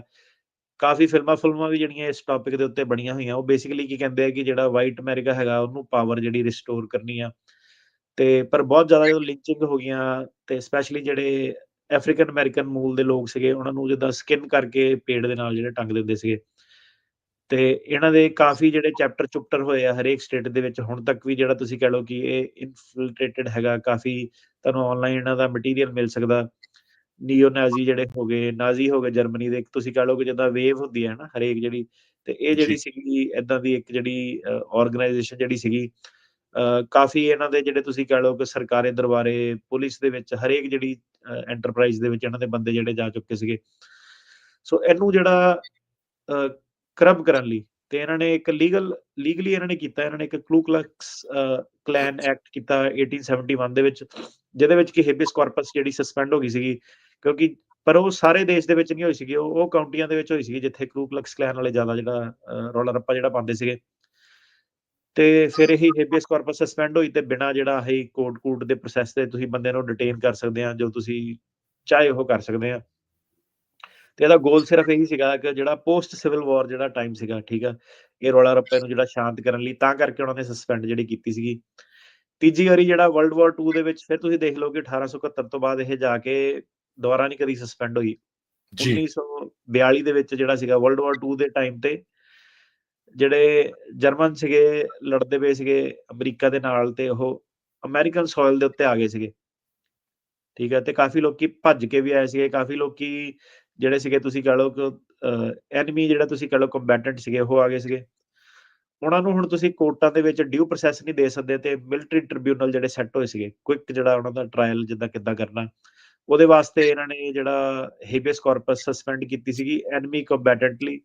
ਤੇ ਸੁਪਰੀਮ ਕੋਰਟ ਨੇ ਜਿਹੜਾ ਸੀਗਾ ਉਹਨੂੰ ਮੰਨਿਆ ਸੀਗਾ ਕਿ ਆਹੋ ਤੁਸੀਂ ਏਦਾਂ ਕਰ ਸਕਦੇ ਆ। ਪ੍ਰੈਜ਼ੀਡੈਂਟ ਰੂਜ਼ਵੈਲਟ ਸੀਗੇ ਉਦੋਂ। ਤੇ ਇਹ ਨੇਸ਼ਨ ਵਾਈਡ ਨਹੀਂ ਸੀਗੀ, ਪਰ ਇਹ ਜਿਹੜਾ ਮਿਲਟਰੀ ਟ੍ਰਿਬਿਊਨਲ ਇਹਨਾਂ ਨੇ ਕਿਹਾ ਕਿ ਤੁਸੀਂ ਨਾਨ ਸਿਟੀਜ਼ਨ ਬੰਦਿਆਂ ਲਈ ਕਰ ਸਕਦੇ ਆ, ਕਿ ਤੁਹਾਨੂੰ ਕੋਰਟ ਸਿਸਟਮ 'ਚ ਜਾਣ ਦੀ ਲੋੜ ਨਹੀਂ, ਤੁਸੀਂ ਸਿੱਧੇ ਤਰੀਕੇ ਨਾਲ ਜਿਹੜਾ ਬਾਈਪਾਸ ਕਰਕੇ ਪ੍ਰੋਸੈਸ ਉਹਨਾਂ ਨੂੰ ਸਜ਼ਾ ਜਿਹੜੀ ਦਿਲਾ ਸਕਦੇ ਆ। ਚੌਥੀ ਵਾਰੀ ਤੁਹਾਨੂੰ ਸਾਰਿਆਂ ਨੂੰ ਪਤਾ ਹੋਣਾ, ਠੀਕ ਹੈ, ਜਿਹੜੇ ਪੁਰਾਣੇ ਪੰਜਾਬੀ ਆਏ ਆ, ਨਵਿਆਂ ਨੂੰ ਸ਼ਾਇਦ ਨਹੀਂ ਪਤਾ ਹੋਣਾ ਇਹਦਾ। ਪੋਸਟ 9/11 ਜਦੋਂ 9/11 ਦਾ ਸਤੰਬਰ 2001 ਦੇ ਜਦੋਂ ਟਵਿਨ ਟਾਵਰ ਜਦੋਂ ਢੱਠੇ ਸੀਗੇ, ਉਹ ਤੋਂ ਬਾਅਦ ਇਹਨਾਂ ਨੇ ਹੇਬੀਅਸ ਕਾਰਪਸ ਸਸਪੈਂਡ ਕਰਤੀ ਸੀਗੀ। ਤੇ ਕਾਫੀ ਲੋਕੀ ਜਿਹੜੇ ਉਹਨਾਂ ਨੇ ਚੱਕ ਲਏ ਸੀਗੇ, ਠੀਕ ਆ। ਤੇ ਇਹਦੇ ਤੇ ਤੁਸੀਂ ਦੇਖੋ ਬਾਲੀਵੁੱਡ ਤੱਕ ਵੀ ਫਿਲਮਾਂ ਬਣੀਆਂ ਹੋਈਆਂ, ਮੈਨੂੰ ਨਾਮ ਨਹੀਂ ਹੁਣ ਪਤਾ, ਕੋਈ ਜੌਨ ਅਬਰਾਹਮ ਦੀ ਵੀ ਮੂਵੀ ਇੱਕ ਸੀਗੀ।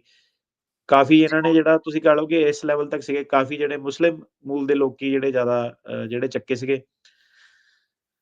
ਤੇ ਜਾਰਜ ਬੁਸ਼ ਨੇ ਜਿਹੜੀ ਇਹ ਸੀਗੀ ਸਸਪੈਂਸ਼ਨ ਜਿਹੜੀ ਕੀਤੀ ਸੀਗੀ, ਬੇਸਿਕਲੀ ਉਹਨੇ ਇਹੀ ਕਿਹਾ ਕਿ ਇਹ ਟੈਰਰਿਜ਼ਮ ਸਸਪੈਕਟ ਹੈਗੇ ਆ, ਐਨਮੀ ਕੰਬੈਟੈਂਟ ਹੈਗੇ ਆ।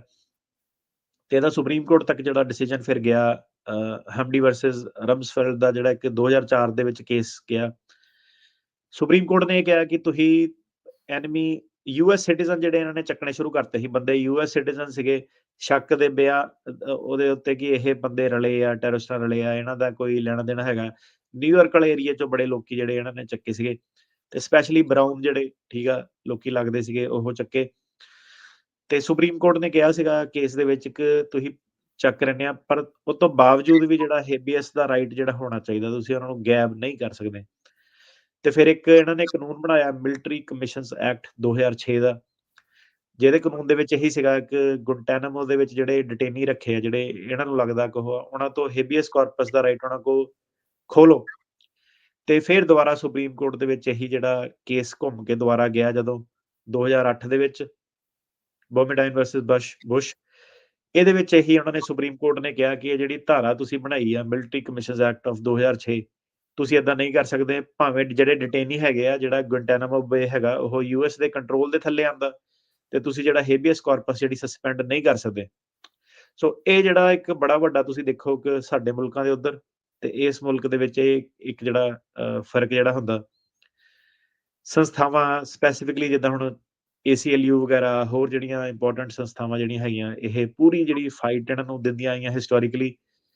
ਕਾਫੀ ਇਹਨਾਂ ਨੂੰ ਹਾਰਡ ਟਾਈਮ ਵੀ ਮਿਲਦਾ, ਪਰ ਤੁਸੀਂ ਦੇਖੋ ਕਿ ਰੂਲ ਆਫ ਲਾਅ ਜਿਹੜਾ ਹੈਗਾ ਉਹਨੂੰ ਸੰਭਾਲ ਕੇ ਰੱਖਦੇ ਆ, ਕਿ ਕਿਸ ਲੈਵਲ ਤੱਕ ਇਹ ਜਾਂਦੇ ਆ ਕਿ ਜਿਹੜੇ ਯੂਐਸ ਸਿਟੀਜ਼ਨ ਆ, ਤੁਸੀਂ ਉਹਨਾਂ ਤੇ ਹੁਣ ਸਿੱਧੇ ਉਗਰਵਾਦ ਦਾ ਜੇ ਠੱਪਾ ਲਾ ਦਿੰਦੇ ਆ।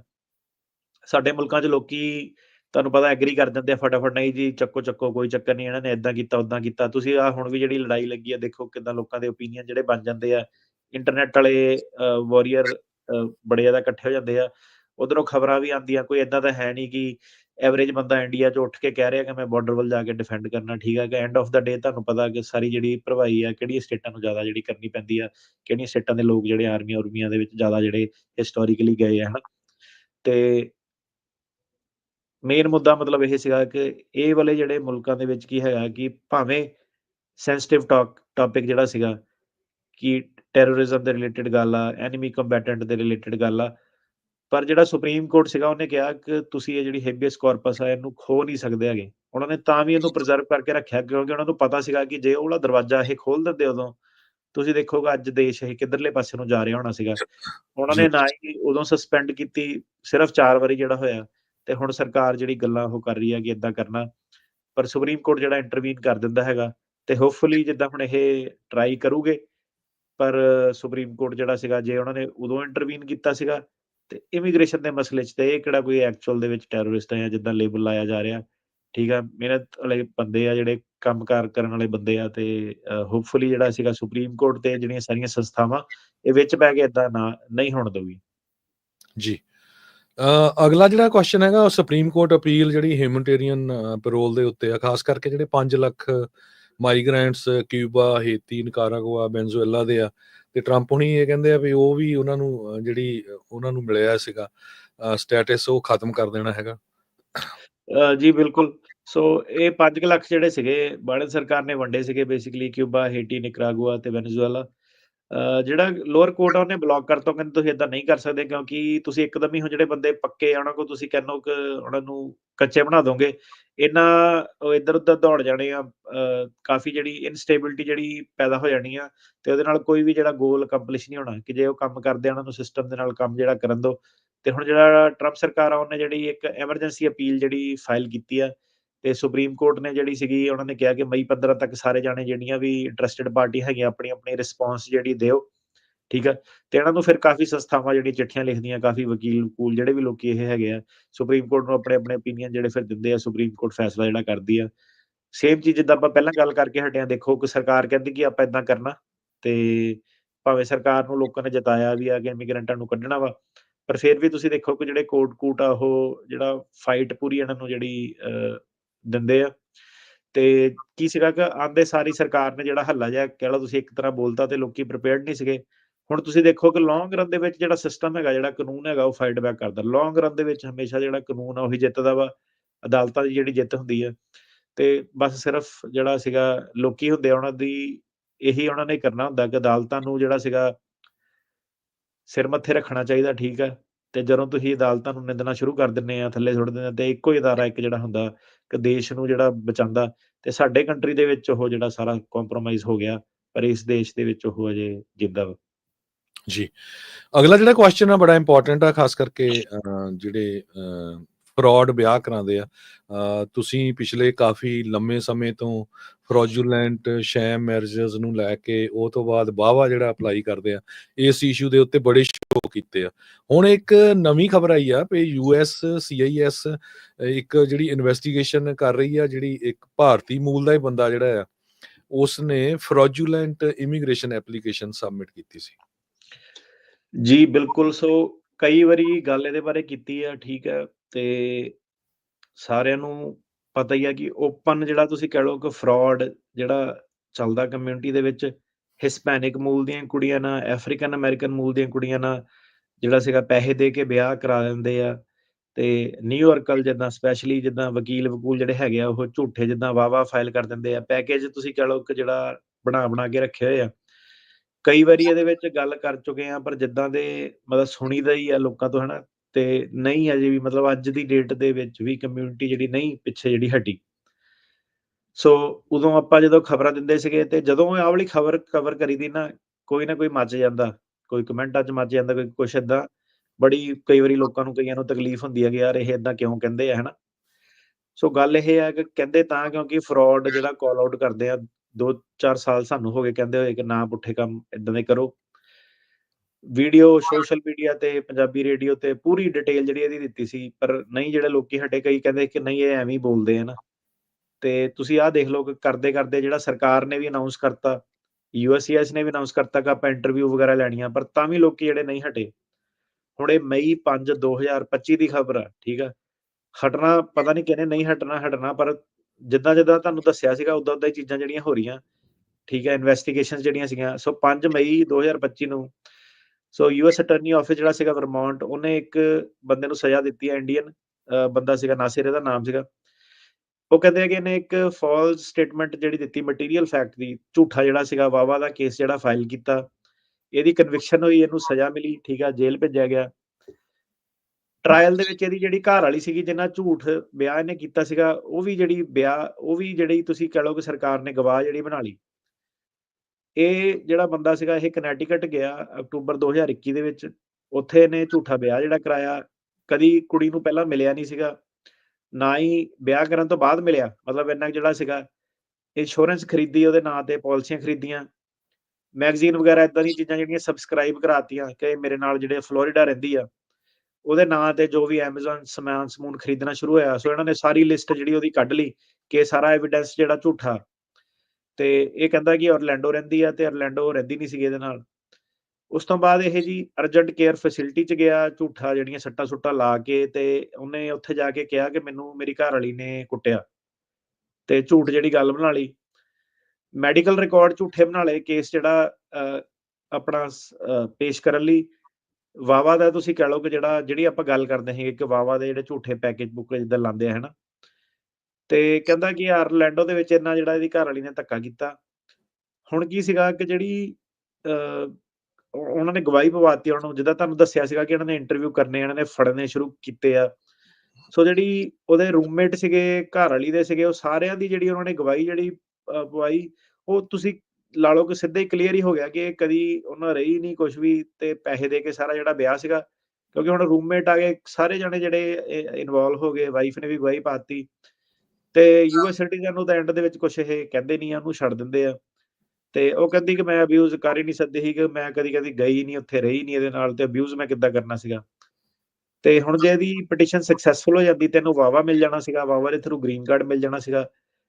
ਤੇ ਇਹਦੇ ਵਿੱਚ ਹੁਣ ਕੀ ਸੀਗਾ ਕਿ ਇਹਨੂੰ ਫਿਰ ਉਹਨਾਂ ਨੇ ਫੜ ਲਿਆ, ਤੇ ਜੇਲ੍ਹ 'ਚ ਜਿਹੜਾ ਸੀਗਾ, ਤੇ ਇਹਨੂੰ ਵਾਇਰ ਫਰਾਡ ਕਨਸਪੀਰੇਸੀ, ਇਮੀਗ੍ਰੇਸ਼ਨ ਤੋਂ ਇਲਾਵਾ ਤੁਸੀਂ ਦੇਖ ਲਓ ਕਿ ਹੋਰ ਦਫ਼ਾ-ਧਾਰਾ ਜਿਹੜੀਆਂ ਲਾਤੀਆਂ, ਸਟ੍ਰੇਟ ਆਊਟ ਜਿਹੜੀਆਂ ਫੈਲਨੀਆਂ ਲਾਤੀਆਂ। ਹੁਣ ਕੀ ਕਰ ਰਿਹਾ ਇਹ, ਹੁਣ ਇਹ ਨਹੀਂ ਕਿ ਜੇ ਬੰਦਾ ਫੜਿਆ ਗਿਆ ਉਹਨੂੰ ਵਾਪਸ ਭੇਜ ਦੇਣਾ। ਉਹ ਕਹਿੰਦੇ ਪਹਿਲਾਂ ਉਹਨੂੰ ਸਜ਼ਾ ਦੇਣੀ ਆ ਪੂਰੀ, ਜਿੰਨੇ ਵੀ ਸਾਲ ਬਣਦੇ ਆ, 10 ਸਾਲ, 15 ਸਾਲ।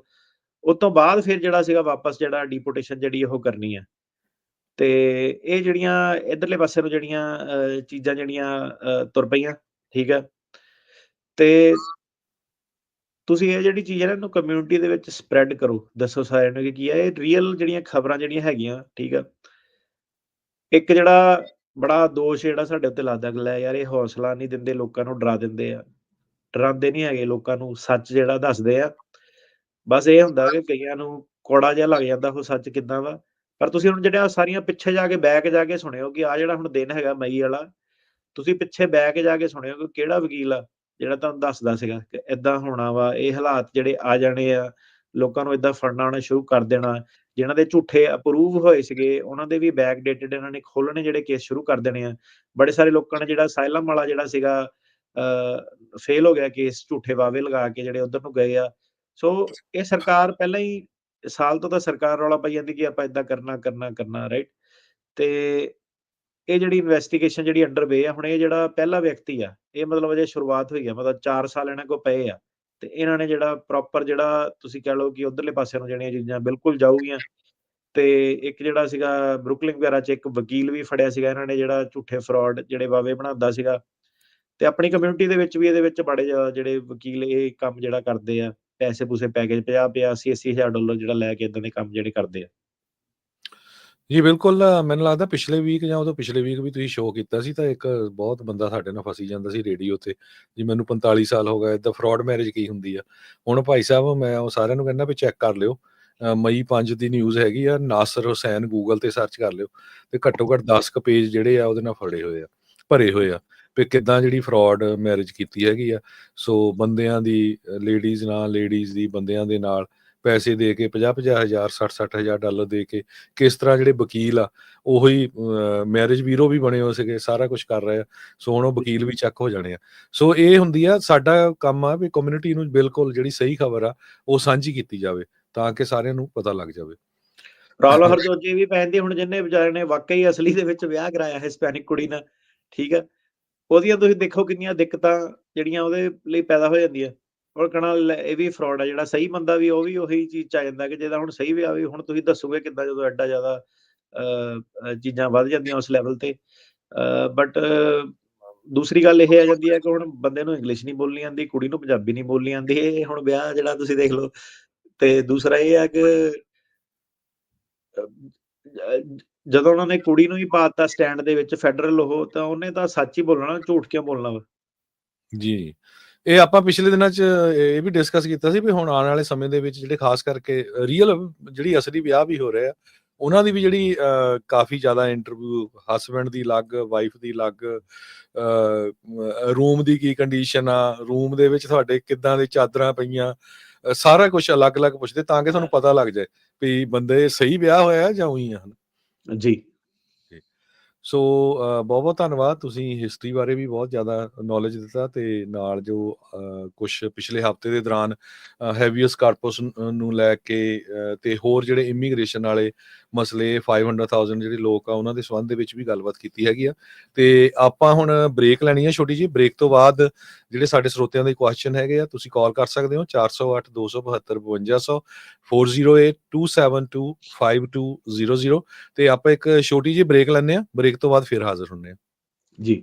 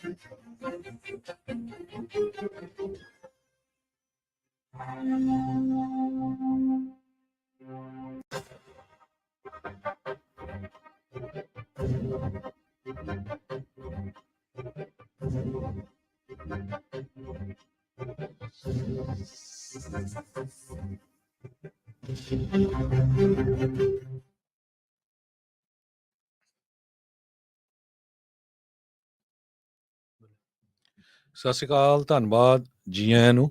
ਇੱਕ ਵਾਰੀ ਫੇਰ ਬ੍ਰੇਕ ਤੋਂ ਬਾਅਦ ਸਾਰਿਆਂ ਨੂੰ ਜੀ ਆਇਆਂ ਨੂੰ। ਜੀ ਜੀ ਆਇਆਂ ਨੂੰ। ਧੰਨਵਾਦ ਜੀ, ਸਤਿ ਸ਼੍ਰੀ ਅਕਾਲ ਸਾਰਿਆਂ ਨੂੰ ਜੀ। ਸੋ ਹੁਣ ਆਪਾਂ ਸ਼ੁਰੂ ਤੋਂ ਤੁਹਾਡੀਆਂ ਕਾਲਸ ਲਵਾਂਗੇ, ਕੋਸ਼ਿਸ਼ ਕਰਾਂਗੇ ਆਪਾਂ ਵੱਧ ਤੋਂ ਵੱਧ ਜਿੰਨੀਆਂ ਕਾਲਸ ਲੈ ਸਕੀਏ।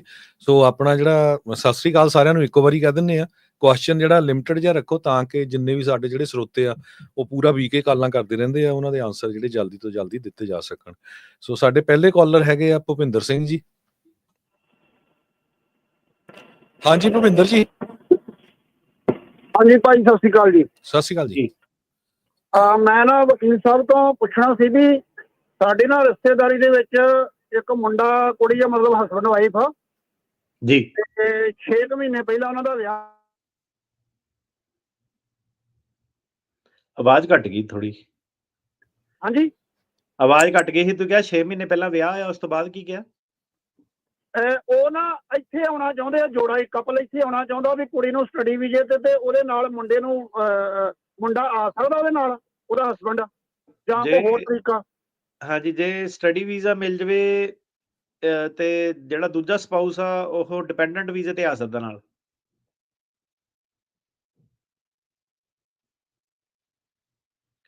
ਹਸਬੈਂਡ ਨਹੀਂ ਆ ਸਕਦਾ? ਨਹੀਂ ਆ ਸਕਦਾ ਵਾ, ਡਿਪੈਂਡੈਂਟ ਵੀਜ਼ੇ ਤੇ ਆ ਸਕਦਾ, ਨਾਲ ਜਾ ਕੇ ਲੈਣਾ ਪੈਂਦਾ ਡਿਪੈਂਡੈਂਟ ਵੀਜ਼ਾ। ਅੱਛਾ ਜੀ, ਠੀਕ ਆ, ਧੰਨਵਾਦ ਜੀ। ਠੀਕ ਹੈ ਜੀ। ਅਗਲੇ ਸਾਡੇ ਕਾਲਰ ਆ ਜਤਿੰਦਰ ਸਿੰਘ ਜੀ। ਹਾਂਜੀ, ਸਤਿ ਸ਼੍ਰੀ ਅਕਾਲ ਜੀ। ਨਵੰਬਰ 2023 ਚ ਮੈਂ ਆਇਆ ਸੀ ਤੇ ਮੇਰਾ ਕਿਸਾਨੀ ਮੁੱਦਾ ਵੀ ਆ ਤੇ ਪੁਲਿਸ ਦੇ ਕੁੱਟਮਾਰ ਦੇ ਵੀ ਕੇਸ ਹੈਗਾ ਅਲੱਗ ਸਟੇਟ ਦਾ। ਮੈਂ ਵਕੀਲ ਸਾਹਿਬ ਤੋਂ ਪੁੱਛਣਾ ਸੀ ਕਿ ਦੋਨੇ ਮੁੱਦਿਆਂ ਨੂੰ ਮੈਂ ਰੱਖਾਂ ਜਾਂ ਇੱਕ ਮੁੱਦਾ ਲੈ ਕੇ ਚੱਲਾਂ? ਦੋਨਾਂ ਦੇ ਪ੍ਰੂਫ ਹੈਗੇ ਨੇ ਮੇਰੇ ਕੋਲ। ਨਹੀਂ, ਸਾਰੇ ਮੁੱਦੇ ਰੱਖੋ ਜੀ, ਜਿੰਨੇ ਵੀ ਹੈਗੇ ਆ। ਅੱਛਾ, ਸਾਰੇ ਮੁੱਦੇ ਰੱਖੀਏ। ਇੱਕ ਦੂਜਾ ਕੁਐਸਚਨ ਹੋਰ ਹੈ, ਇੱਕ ਚੰਗੇ ਵਕੀਲ ਦਾ ਇਮੀਗ੍ਰੇਸ਼ਨ ਕੋਚ ਕੀ ਰੋਲ ਹੁੰਦਾ ਹੈ? ਮਤਲਬ ਕਿ ਕਿੰਨਾ ਕੁ ਕੇਸ ਕਲਾਇੰਟ ਤੇ ਡਿਪੈਂਡ ਕਰਦਾ ਹੈ, ਕਿੱਥੇ ਵਧੀਆ ਵਕੀਲ ਕਿੱਥੇ ਵਧੀਆ ਕੰਮ ਕਰ ਸਕਦਾ? ਕਿਉਂਕਿ ਮੈਂ ਕੇਸ ਤੁਹਾਡੇ ਕੋਲ ਮੂਵ ਕਰਾਉਣਾ ਚਾਹੁੰਦਾ, ਪਰ ਮੇਰਾ ਵਕੀਲ ਵੀ ਠੀਕ ਆ, ਪਰ ਇਹ ਤੇ ਥੋੜਾ ਜਿਹਾ ਮੈਨੂੰ ਦੱਸੋ ਕਿ ਮੈਂ ਕਿੰਨਾ ਕੁ ਕਿਹਦੇ ਤੇ ਡਿਪੈਂਡ ਕਰਦਾ ਕੇਸ? ਮੇਰੇ ਹਿਸਾਬ ਨਾਲ ਤਾਂ ਭਾਜੀ ਵਕੀਲ ਦਾ 5% ਰੋਲ ਹੀ ਹੁੰਦਾ, 95% ਕਲਾਇੰਟ ਦਾ ਹੁੰਦਾ ਜਦੋਂ ਕੇਸ ਚੱਲਦਾ ਵਾ। ਕਿਉਂਕਿ ਜਿਹੜਾ ਡਾਇਰੈਕਟ ਐਗਜ਼ਾਮ ਹੁੰਦਾ ਪਹਿਲਾਂ, ਉਹਦੇ ਵਿੱਚ ਤੁਹਾਡੇ ਵਕੀਲ ਨੇ ਤੁਹਾਡੇ ਕੋਲ ਸਵਾਲ ਪੁੱਛਣੇ ਹੁੰਦੇ ਆ, ਠੀਕ ਆ, ਉਹ ਤਾਂ ਚਲੋ ਸੌਖੇ ਜਿਹੇ ਸਵਾਲ ਹੁੰਦੇ ਆ ਥੋੜੇ। ਤੇ ਬਾਕੀ ਫਿਰ ਦੋ ਚੀਜ਼ਾਂ ਆ ਜਾਂਦੀਆਂ ਕਿ ਸਰਕਾਰੀ ਵਕੀਲ ਜਿਹੜਾ ਕਿੱਦਾਂ ਸਵਾਲ ਪੁੱਛਦਾ। ਸੋ ਹੁਣ ਉੱਥੇ ਜਿਹੜਾ ਸਰਕਾਰੀ ਵਕੀਲ ਨੇ ਜਦੋਂ ਸਵਾਲ ਪੁੱਛਣੇ, ਉਹਦੇ ਵਿੱਚ ਜਿਹੜਾ ਤੁਹਾਡਾ ਵਕੀਲ ਉਹ ਆਬਜੈਕਸ਼ਨ ਵਗੈਰਾ ਕਰ ਸਕਦਾ, ਉਹਨੂੰ ਪਤਾ ਹੋਣਾ ਚਾਹੀਦਾ ਲਾਅ ਲੂ ਕਿੱਦਾਂ ਕਿਹੜੇ ਹਿਸਾਬ ਨਾਲ ਚੱਲਦਾ। ਮਤਲਬ ਲਾਅ ਵਾਲੇ ਪਾਰਟ ਜਿਹੜੇ ਕੰਟਰੋਲ ਕਰ ਸਕਦਾ, ਨਾ ਹੀ ਉਹ ਸਰਕਾਰੀ ਵਕੀਲ ਦਾ ਮੂੰਹ ਬੰਦ ਕਰ ਸਕਦਾ, ਨਾ ਹੀ ਉਹ ਤੁਹਾਨੂੰ ਕੁਛ ਕਹਿ ਸਕਦਾ ਉੱਥੇ ਕਿੱਦਾਂ। ਸੋ ਬੰਦਾ ਕਹਿ ਲਓ ਕਿ ਔਨ ਇਟਸ ਓਨ ਹੁੰਦਾ, ਠੀਕ ਆ, ਜਿਹੜੇ ਸਰਕਾਰੀ ਵਕੀਲ ਜਿਹੜੇ ਹੁੰਦੇ ਆ।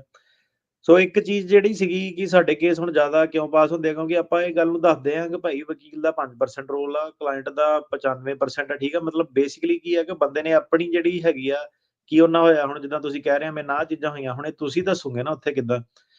ਸੋ ਤੁਸੀਂ ਦੇਖੋ ਕਿ ਜਦੋਂ ਜੇ ਮੈਂ ਕਹਿ ਰਿਹਾ ਕਿ ਵਕੀਲ ਦਾ ਭਾਈ 5% ਰੋਲ ਹੀ ਆ, ਫਿਰ ਵੀ ਸਭ ਤੋਂ ਜ਼ਿਆਦਾ ਕੇਸ ਸਾਡੇ ਹੀ ਪਾਸ। ਉਹਦਾ ਮਤਲਬ ਇਹ ਹੈ ਕਿ ਬਈ ਜਿਹੜਾ ਬੰਦੇ ਨੂੰ ਸੱਚ ਦੱਸੋ ਪਹਿਲਾਂ ਕਿ ਕੀ ਆ, ਤੂੰ ਕਿੱਥੇ ਸਟੈਂਡ ਕਰਦਾ, ਠੀਕ ਆ। ਤੇ ਉਹ ਤੋਂ ਬਾਅਦ ਜਿਹੜੀ ਮੇਨ ਚੀਜ਼ ਆ, ਕੋਰਟ ਦੇ ਮੂਹਰੇ ਰੈਪੂਟੇਸ਼ਨ, ਠੀਕ ਆ। ਜੱਜ ਵੀ ਸਾਰੀਆਂ ਚੀਜ਼ਾਂ ਤੁਹਾਨੂੰ ਦੇਖਦੇ ਆ ਕਿੱਦਾਂ, ਹੁਣ ਜਿੱਦਾਂ ਤੁਹਾਡੇ ਨਾਲ ਬੋਲ ਬਾਣੀ ਆ, ਠੀਕ ਆ। ਹੁਣ ਕਾਈਂਡ ਆਫ ਕਲਾਇੰਟ ਜਿਹੜਾ ਇੱਕ ਤੁਸੀਂ ਕਹਿ ਲਓ ਕੋਈ ਕਸਟਮਰ ਹੁੰਦੇ ਆ, ਪਰ ਆਪਣੀ ਕਸਟਮਰ ਦੇ ਨਾਲ ਵੀ ਸਿੱਧੀ ਜਿਹੜੀ ਬੋਲ ਬਾਣੀ ਡਾਇਰੈਕਟ ਹੀ ਰਹੀ ਆ, ਕੋਈ ਏਦਾਂ ਨਹੀਂ ਕਿ ਮਾਰਕੀਟਿੰਗ ਮਰੂਟਿੰਗ ਉਹ ਕਰਤਾ ਕਿ ਠੀਕ ਆ, ਜਿਹਨੇ ਰੁਸਣਾ ਰੁੱਸੇ, ਨਹੀਂ ਰੁਸਣਾ, ਜਿਹਨੇ ਕਰਨਾ ਕਰੇ, ਨਹੀਂ ਕਰਨਾ ਨਾ ਕਰੇ, ਹਨਾ। ਤੁਹਾਡਾ ਵਧੀਆ ਜੇ ਵਕੀਲ ਵਕੂਲ ਹੈਗਾ ਤੁਸੀਂ ਰੱਖੋ, ਉਹਦਾ ਕੋਈ ਏਦਾਂ ਨਹੀਂ ਹੋਣਾ ਕਿ ਆ ਕੇ ਇੱਥੇ ਜਾਦੂ ਹੋ ਜਾਣਾ। ਹੋ ਸਕਦਾ ਤੁਸੀਂ ਮੈਨੂੰ ਹਾਇਰ ਕਰੋ, ਤੁਸੀਂ ਡਿਸਅਪੁਆਇੰਟ ਵੀ ਹੋ ਸਕਦੇ ਕਿ ਲੈ ਯਾਰ ਕਿਹਨੂੰ ਹਾਇਰ ਕਰ ਲਿਆ, ਹਨਾ, ਕਿੱਦਾਂ ਵਾ। ਜੇ ਤੁਸੀਂ ਸੈਟਿਸਫਾਈਡ ਆ ਤੁਸੀਂ ਉਹਨਾਂ ਚਲੋ। ਵਕੀਲ ਦਾ ਆਪਣਾ ਜਿਹੜਾ 5% ਰੋਲ ਹੀ ਆ ਮੇਰੇ ਹਿਸਾਬ ਨਾਲ।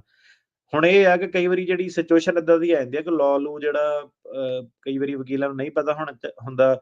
ਅਪਡੇਟ ਜਿਹੜਾ ਹਰੇਕ ਵਕੀਲ ਨੂੰ ਜਿਹੜਾ ਹੋਣਾ ਚਾਹੀਦਾ। ਸੋ ਲੀਗਲ ਆਰਗੂਮੈਂਟ ਜਿਹੜੀਆਂ ਹੈਗੀਆਂ ਉਹ ਵਕੀਲ ਜਿਹੜਾ ਕੰਟਰੋਲ ਕਰ ਸਕਦਾ ਹੁੰਦਾ। ਤੇ ਬਸ ਆਹੀ ਆ। ਸੋ ਲੈ ਦੇ ਕੇ ਇਹ ਹੈ ਕਿ ਸਰਕਾਰੀ ਵਕੀਲ ਦਾ ਕੀ ਰਵੱਈਆ ਵਾ, ਜੱਜ ਸਾਹਿਬ ਦਾ ਕੀ ਰਵੱਈਆ।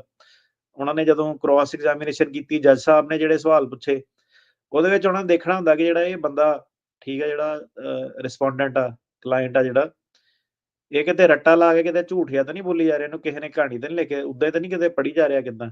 ਸੋ ਉਹਨਾਂ ਦਾ ਜਿਹੜਾ ਲਾਈਫ ਹੀ ਤੁਸੀਂ ਲਾ ਲਓ ਕਿ 15-20 ਸਾਲ ਜਿਹੜੇ ਜੱਜ ਸਾਹਿਬ ਦਾ ਐਕਸਪੀਰੀਅੰਸ ਹੁੰਦਾ, ਤੇ ਇਹਨਾਂ ਦਾ ਉਹ ਪਤਾ ਲਗਾ ਹੀ ਲੈਂਦੇ ਆ ਸਰਕਾਰੀ ਵਕੀਲ ਵਗੈਰਾ।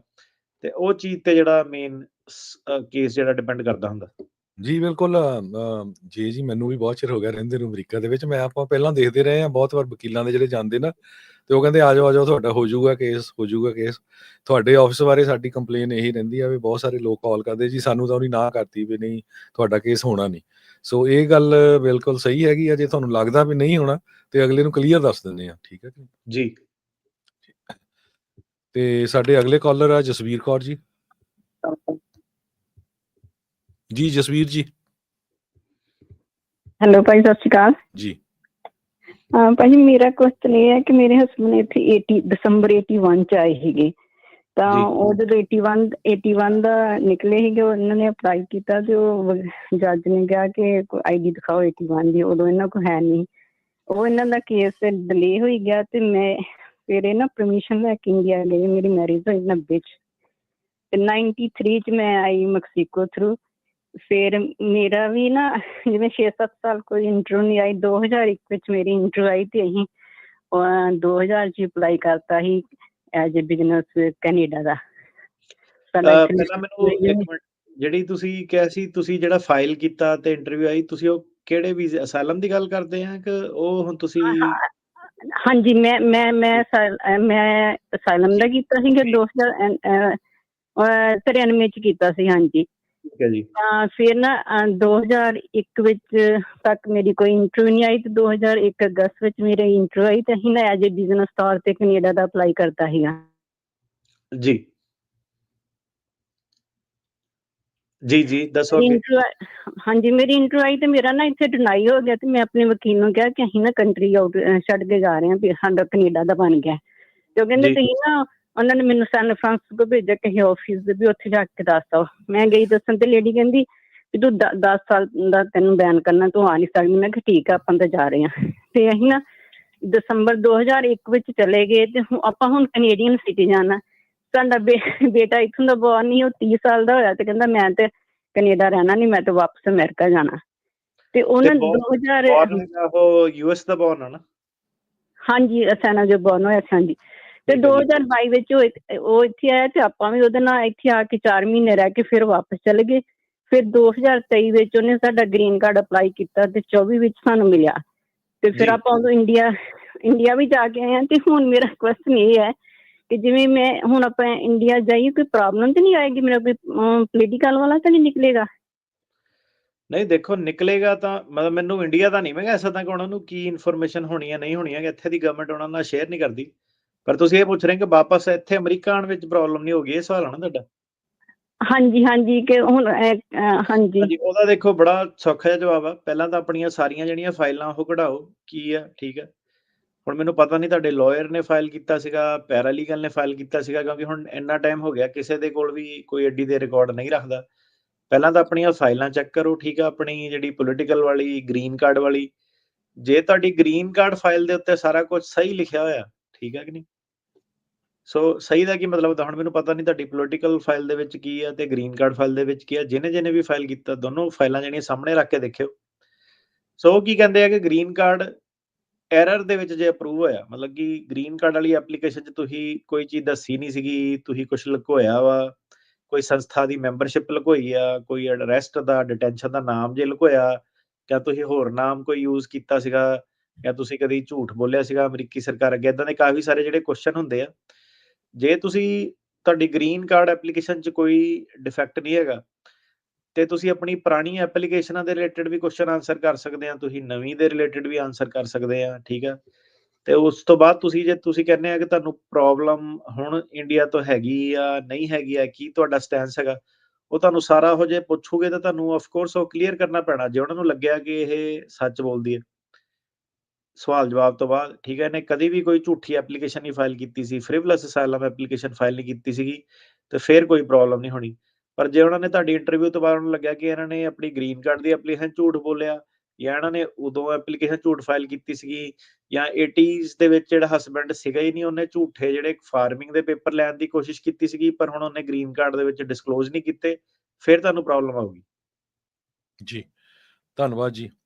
ਅਗਲੇ ਸਾਡੇ ਕਾਲਰ ਹੈਗੇ ਸੰਜੀਵ ਕੁਮਾਰ ਜੀ। ਹਾਂਜੀ, ਸਤਿ ਸ਼੍ਰੀ ਅਕਾਲ ਜੀ।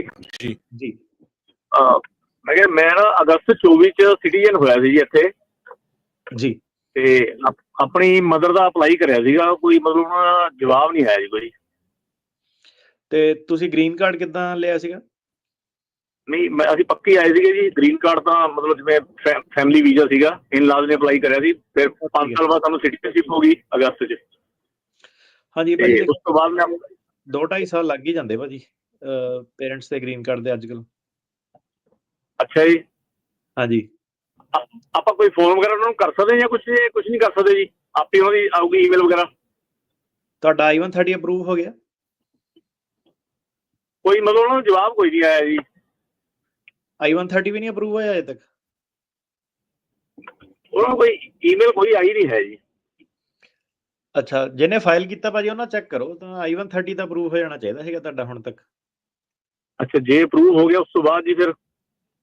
ਉਸ ਤੋਂ ਬਾਅਦ ਜੀ ਫਿਰ ਉਹ ਐਮਬੈਸੀ ਵਗੈਰਾ ਨੂੰ ਭੇਜਦੇ ਆ ਤੇ ਫਿਰ ਤੁਹਾਨੂੰ ਉਹਨਾਂ ਨੂੰ ਫਾਲੋ ਅਪ ਕਰਨਾ ਪੈਣਾ।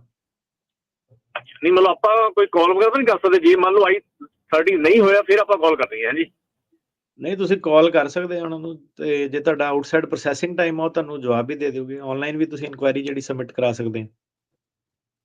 ਅੱਛਾ ਜੀ, ਜਿਹਨੇ ਅਪਲਾਈ ਕੀਤਾ ਉਹਦੇ ਥਰੂ ਵੀ ਪਤਾ ਕਰੋ, ਹਨਾ? ਠੀਕ ਹੈ ਜੀ। ਅਮਰੀਕ ਅਟਵਾਲ ਜੀ। ਸਤਿ ਸ਼੍ਰੀ ਅਕਾਲ ਜੀ। ਜੀ ਜੀ ਹਾਂਜੀ, ਮੈਂ ਪਤਾ ਕਰਨਾ ਜੀ, ਨਵੰਬਰ ਦੇ ਵਿੱਚ ਇੱਕ ਆਪਣੇ ਰਿਲੇਟਿਵ ਉਹਨਾਂ ਦਾ ਕੇਸ ਪਾਸ ਹੋ ਗਿਆ ਸੀਗਾ ਤੇ ਉਹਨੇ ਗ੍ਰੀਨ ਕਾਰਡ ਅਪਲਾਈ ਕਰ ਦਿੱਤਾ ਜੀ। ਜੀ। ਤੇ ਉਹ ਕਿੰਨੇ ਕੁ ਚਿਰ 'ਚ ਗ੍ਰੀਨ ਕਾਰਡ ਆ ਜਾਂਦਾ? ਇੱਕ ਉਹਨਾਂ ਦਾ ਸੀਗੀ ਜਿਹੜੀ ਜਮ੍ਹਾਂ ਕਰਾਏ ਸੀ ਉਹਨਾਂ ਨੇ ਪੈਸੇ ਆਪਣੇ, ਉਦੋਂ ਬਾਉਂਡ ਭਰਿਆ ਸੀਗਾ, ਤਾਂ ਉਹ ਬਾਉਂਡ ਬੈਕ ਕਿੰਨੇ ਕੁ ਚਿਰ 'ਚ ਬੈਕ ਮਿਲ ਜਾਂਦਾ ਜੀ? 6 ਮਹੀਨੇ ਦੇ ਵਿੱਚ ਤਕਰੀਬਨ ਆ ਜਾਂਦਾ ਬੌਂਡ। ਜੇ ਨਹੀਂ ਆਇਆ ਉਹ ਜਾ ਕੇ ਵੀ ਉੱਥੇ ਪਤਾ ਕਰ ਸਕਦੇ ਆ ਆਈਸ ਵਾਲਿਆਂ ਦੇ। ਤੇ ਗ੍ਰੀਨ ਕਾਰਡ ਜਿਹੜਾ ਟਰੰਪ ਹੋਣਾ ਨੇ ਤਾਂ ਜਿਹੜਾ ਸੀਗਾ ਸਰਕਾਰ ਨੇ ਰੋਕ ਲਾਤੀ ਆ ਕਿ ਇਹਨੂੰ ਸਲੋ ਡਾਊਨ ਕਰੋ, ਕਿ ਇਨਵੈਸਟੀਗੇਸ਼ਨ ਹੋਣੀ ਆ, ਹੋਰ ਇੰਟਰਵਿਊ ਵਗੈਰਾ ਜਿਹੜੀ ਉਹਨਾਂ ਨੇ ਕਰਨੀ ਆ। ਸੋ ਗ੍ਰੀਨ ਕਾਰਡਾਂ ਦਾ ਪਤਾ ਨਹੀਂ, ਉਹਦੀ ਸਪੀਡ ਜਿਹੜੀ ਸਲੋ ਹੋ ਗਈ ਹੈ ਕਾਫੀ। ਤੇ ਜਿਹੜੇ ਉੱਦਾਂ ਪੱਕੇ ਆ ਜਿਹਨੇ 10 ਸਾਲ ਬਾਅਦ ਰਿਨਿਊ ਕਰਨਾ ਭੇਜੋ, ਕਿੰਨੇ ਚਿਰ 'ਚ ਆ ਜਾਂਦੇ ਆ ਜੀ ਗ੍ਰੀਨ ਕਾਰਡ? ਉਹ ਦੇਖੋ, ਇੱਕ ਟੈਂਪਰੇਰੀ ਆਥੋਰਾਈਜੇਸ਼ਨ ਦਾ ਤੁਹਾਨੂੰ ਰਾਈਟ ਅਵੇ ਦੇ ਦਿੰਦੇ ਆ। ਹਾਂਜੀ, ਬਾਕੀ ਉਹ ਤਾਂ ਦੇ ਦਿੱਤਾ ਜੀ। ਹਾਂਜੀ 1.5 ਕੁ ਸਾਲ। ਧੰਨਵਾਦ ਜੀ। ਰਾਜ ਜੀ। ਹਾਂਜੀ ਵਕੀਲ ਸਾਹਿਬ, ਮੈਂ ਇੱਕ ਕੇਸ ਤੁਹਾਡੇ ਨਾਲ ਡਿਸਕਸ ਕਰਨਾ ਚਾਹੁੰਦਾ ਤੇ ਲੋਕਾਂ ਨੂੰ ਮੈਸੇਜ ਜਾਣਾ ਚਾਹੀਦਾ ਤੁਹਾਡੇ ਥਰੂ ਕਿ ਉਹਦੇ 'ਚ ਜਿਹੜੇ ਲੋਕ ਗਲਤ ਪੇਪਰ ਅਪਲਾਈ ਕਰਕੇ ਜਾਂ ਗਲਤ ਫੇਕ ਇਨਫੋਰਮੇਸ਼ਨ ਦੇ ਕੇ ਕੇਸ ਅਪਲਾਈ ਕਰਦੇ ਆ ਜਾਂ ਡਾਕੂਮੈਂਟ ਲੈਂਦੇ ਆ। ਤੇ ਇਹਦੇ ਵਿੱਚ ਕੇਸ ਇੱਦਾਂ ਸੀਗਾ, ਮੇਰੇ ਲਾਸਟ ਵੀਕ ਮੈਨੂੰ ਸੁਣਨ 'ਚ ਇੱਕ ਚੀਜ਼ ਮਿਲੀ ਹੈ ਸਾਹਮਣੇ ਕਿ 2 ਭਰਾ ਸੀਗੇ, ਰੀਅਲ ਸਗੇ ਭਰਾ ਸੀਗੇ ਇੰਡੀਆ 'ਚ। ਉਹਨਾਂ ਕੋਲ B1 B2 ਵੀਜ਼ਾ ਸੀਗਾ। ਇੱਕ ਭਰਾ ਪਹਿਲੇ ਆ ਜਾਂਦਾ 7 ਸਾਲ ਪਹਿਲੇ US ਦੇ ਵਿੱਚ, ਉਹ ਇਲੀਗਲ ਹੋ ਜਾਂਦਾ। ਇੱਥੇ ਆਉਣ ਤੋਂ ਬਾਅਦ 3 ਸਾਲ ਬਾਅਦ ਛੋਟਾ ਭਰਾ ਵੀ ਆ ਜਾਂਦਾ। ਤੇ ਉਹ ਕੀ ਇਲੀਗਲ ਬੰਦਾ ਜਿਹੜਾ ਉਹ ਆਪਣੇ ਭਰਾ ਦਾ ਅਡਾਪਸ਼ਨ ਵਾਲਾ ਕੇਸ ਅਪਲਾਈ ਕਰ ਸਕਦਾ ਜੀ? ਉਹ ਇਲੀਗਲ ਭਰਾ ਜਿਹੜਾ ਇਲੀਗਲ ਕਿੱਦਾਂ, ਮਤਲਬ ਉਹ ਓਵਰਸਟੇ ਹੋਇਆ ਬੰਦਾ? ਹਾਂ, ਉਹਦੇ ਕੋਲ ਓਵਰਸਟੇ ਹੋ ਗਿਆ ਜੀ। ਉਹ 2-3 ਸਾਲ ਤੋਂ ਓਵਰਸਟੇ ਓਦਾਂ ਹੀ ਅਨਡਾਕੂਮੈਂਟਰੀ ਕੰਮ ਕਰ ਰਿਹਾ ਸੀਗਾ ਇੱਥੇ।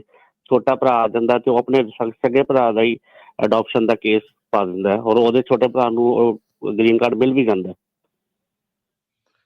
ਸੋ ਭਾਜੀ ਇਹ ਤਾਂ ਦੇਖੋ, ਹੁਣ ਸਰਕਾਰ ਨੇ ਲਾਅ ਬਣਾਏ ਨਾ, ਮਤਲਬ ਕਿ ਤੁਹਾਡੀ ਦੁਸ਼ਮਣੀ ਹੈਗੀ ਕੋਈ ਇਹਨਾਂ ਭਰਾਵਾਂ ਨਾਲ ਕਿੱਦਾਂ? ਨਹੀਂ, ਮੈਂ ਜੀ ਦੁਸ਼ਮਣੀ ਨਹੀਂ, ਮੈਂ ਜਾਣਨਾ ਚਾਹੁੰਦਾ ਕਿ ਮਤਲਬ ਇੱਕ ਬੰਦਾ ਇਲੀਗਲ ਜਿਹਦਾ ਆਪਣਾ ਕੋਈ ਸਟੇਟਸ ਨਹੀਂ ਹੈਗਾ, ਕੀ ਉਹ ਕਿਸੇ ਵਾਸਤੇ ਵਾਵਾ ਅਪਲਾਈ ਕਰ ਸਕਦਾ, ਜਿਹਦਾ ਅਡਾਪਸ਼ਨ ਵਾਲਾ ਕੇਸ ਅਪਲਾਈ ਕਰ ਸਕਦਾ ਜੀ? ਉਹ ਨਹੀਂ ਭਾਈ, ਤੁਸੀਂ ਨਾ ਕਨਫਿਊਜ਼ ਕਰਤਾ। ਵਾਵਾ ਜਿਹੜੀ ਚੀਜ਼ ਆ ਉਹ ਹੋਰ ਹੁੰਦੀ ਆ। ਵਾਵਾ ਤੇ ਜਿਹੜਾ ਵਾਇਲੈਂਸ, ਜਿੰਨਾ ਕ੍ਰਾਈਮ ਹੋਇਆ ਨਾ, ਉਹ ਚੀਜ਼ ਆ। ਓਕੇ, ਜਿਹੜੀ ਅਡਾਪਸ਼ਨ ਵਾਲਾ ਕੇਸ, ਸੌਰੀ ਮੈਂ ਵਾਵਾ ਯੂਜ਼ ਕਰਤਾ ਵਰਡ, ਮੈਂ ਅਡਾਪਸ਼ਨ ਵਾਲਾ ਕੇਸ, ਕਿ ਅਡਾਪਟ ਕਰ ਸਕਦਾ ਇਲੀਗਲ ਬੰਦਾ। ਗਾਰਡੀਅਨਸ਼ਿਪ ਦਾ ਕੇਸ ਹੁੰਦਾ, ਅਡਾਪਸ਼ਨ ਦਾ ਨਹੀਂ ਹੁੰਦਾ। ਅਡਾਪਸ਼ਨ ਵੀ ਹੋਰ ਕੇਸ ਹੁੰਦੇ ਆ, ਗਾਰਡੀਅਨਸ਼ਿਪ ਦਾ ਕੇਸ ਹੁੰਦਾ ਵਾ। ਸੋ ਕੀ ਹੁੰਦਾ, ਮੇਰਾ ਜਦੋਂ ਬੱਚਾ ਕੋਈ ਛੋਟਾ ਹੁੰਦਾ ਨਾ ਅਮਰੀਕਾ ਦੇ ਵਿੱਚ, ਉਹ ਤੁਸੀਂ ਦੇਖੋਗੇ ਕਿ ਜਿਹੜੇ ਸਿਟੀਜ਼ਨ ਵੀ ਹੈ ਨਾ, ਜਿਹੜੇ ਅੰਡਰ ਏਜ ਜਵਾਕ ਹੁੰਦੇ ਆ, ਉਹ ਇਕੱਲੇ ਸੜਕਾਂ ਤੇ ਨਹੀਂ ਘੁੰਮ ਸਕਦੇ। ਠੀਕ ਹੈ ਕਿ ਨਹੀਂ? ਤੇ ਉਹ ਜੇ ਉਹਨਾਂ ਦੇ ਘਰ ਦੇ ਨਹੀਂ ਹੁੰਦੇ ਤਾਂ ਉਹ ਸਟੇਟ ਉਹਦੀ ਜਿਹੜੀ ਸਟੇਟ ਦੇ ਅਵਾਰਡ ਹੁੰਦੇ ਆ, ਉਹਨੂੰ ਸਟੇਟ ਦੀ ਜ਼ਿੰਮੇਵਾਰੀ ਚੱਕਣੀ ਪੈਂਦੀ ਆ। ਫਾਸਟਰ ਹੋਮ ਭੇਜਣਾ ਜਾਣਾ ਚਾਹੀਦਾ। ਸਾਰਿਆਂ ਦੇ ਲਈ ਕਾਨੂੰਨ ਹੈਗਾ, ਬੱਚਿਆਂ ਦੇ ਲਈ। ਠੀਕ ਹੈ, ਰਿਸਪੈਕਟਿਵ ਭਾਵੇਂ ਉਹਨਾਂ ਦਾ ਇਮੀਗ੍ਰੇਸ਼ਨ ਸਟੇਟਸ ਕੀ ਹੈਗਾ, US ਸਿਟੀਜ਼ਨ ਹੋ ਗਿਆ, ਕੱਚਾ ਹੋ ਗਿਆ। ਤੇ ਜਿਹੜੀ ਫੈਮਿਲੀ ਕੋਰਟ ਹੁੰਦੀ ਆ, ਉਹ ਕੀ ਕਰਦੀ ਆ, ਇਹ ਜਦੋਂ ਹੁਣ ਸਟੇਟ ਵਿੱਚ ਪੈਂਦੀ ਆ, ਸਟੇਟ ਦਾ ਕੋਈ ਮੇਰਾ ਵੀਰ ਇੰਟਰਸਟ ਨਹੀਂ ਹੁੰਦਾ ਕਿ ਉਹਨੇ ਬੱਚੇ ਪਾਲਣੇ ਜਾਂ ਕੁਛ ਕਰਨੇ ਆ। ਉਹ ਟੈਕਸ ਪੇਅਰ ਮਨੀ, ਜਿਹੜਾ ਟੈਕਸ ਪੇਅਰ ਦੇ ਉੱਤੇ ਐਕਸਪੈਂਸ ਹੈਗਾ ਸਾਰਾ। ਜਿੱਦਾਂ ਹੁਣ ਤੁਸੀਂ ਸਿਨੈਰੀਓ ਦੱਸ ਰਹੇ ਆ ਕਿ ਜੇ ਉਹਦਾ ਸਗਾ ਭਰਾ ਹੈਗਾ, ਤਾਂ ਯਾਰ ਓਬਵੀਅਸਲੀ ਜੀ ਗੱਲ ਹੈਗੀ ਕਿ ਜੇ ਇੱਕ ਮਾਈਨਰ ਬੱਚਾ ਆਇਆ ਵਾ, ਉਹਨੂੰ ਜਿਹੜੇ ਫੈਮਿਲੀ ਕੋਰਟ ਆ ਉਹਨਾਂ ਨੇ ਭਰਾ ਨੂੰ ਹੀ ਕਸਟਡੀ ਦੇਣੀ ਆ, ਦੂਜੇ ਬੰਦੇ ਨੂੰ ਥੋੜਾ ਦੇ ਦੇਣੀ ਉਹਨਾਂ ਨੇ। ਸੋ ਇਰਰਿਸਪੈਕਟਿਵ ਉਹਦਾ ਕੱਚਾ ਸਟੇਟਸ ਆ ਕੀ ਆ, ਫਾਈਨੈਂਸ਼ੀਅਲ ਦੇਖੋਗੇ, ਬੈਸਟ ਇੰਟਰਸਟ ਦੇਖੋਗੇ। ਸੋ ਇਹ ਜਿਹੜੇ ਵੱਖ-ਵੱਖ ਸਟੇਟਾਂ ਦੇ ਵੱਖ-ਵੱਖ ਜਿਹੜੇ ਕਾਨੂੰਨ ਜਿਹੜੇ ਹੈਗੇ ਆ, ਠੀਕ ਆ, ਹਰੇਕ ਸਟੇਟ ਦਾ ਡਿਫਰੈਂਟ ਕਾਨੂੰਨ ਆ, ਕੋਈ 18 ਸਾਲ, ਕੋਈ 21 ਸਾਲ।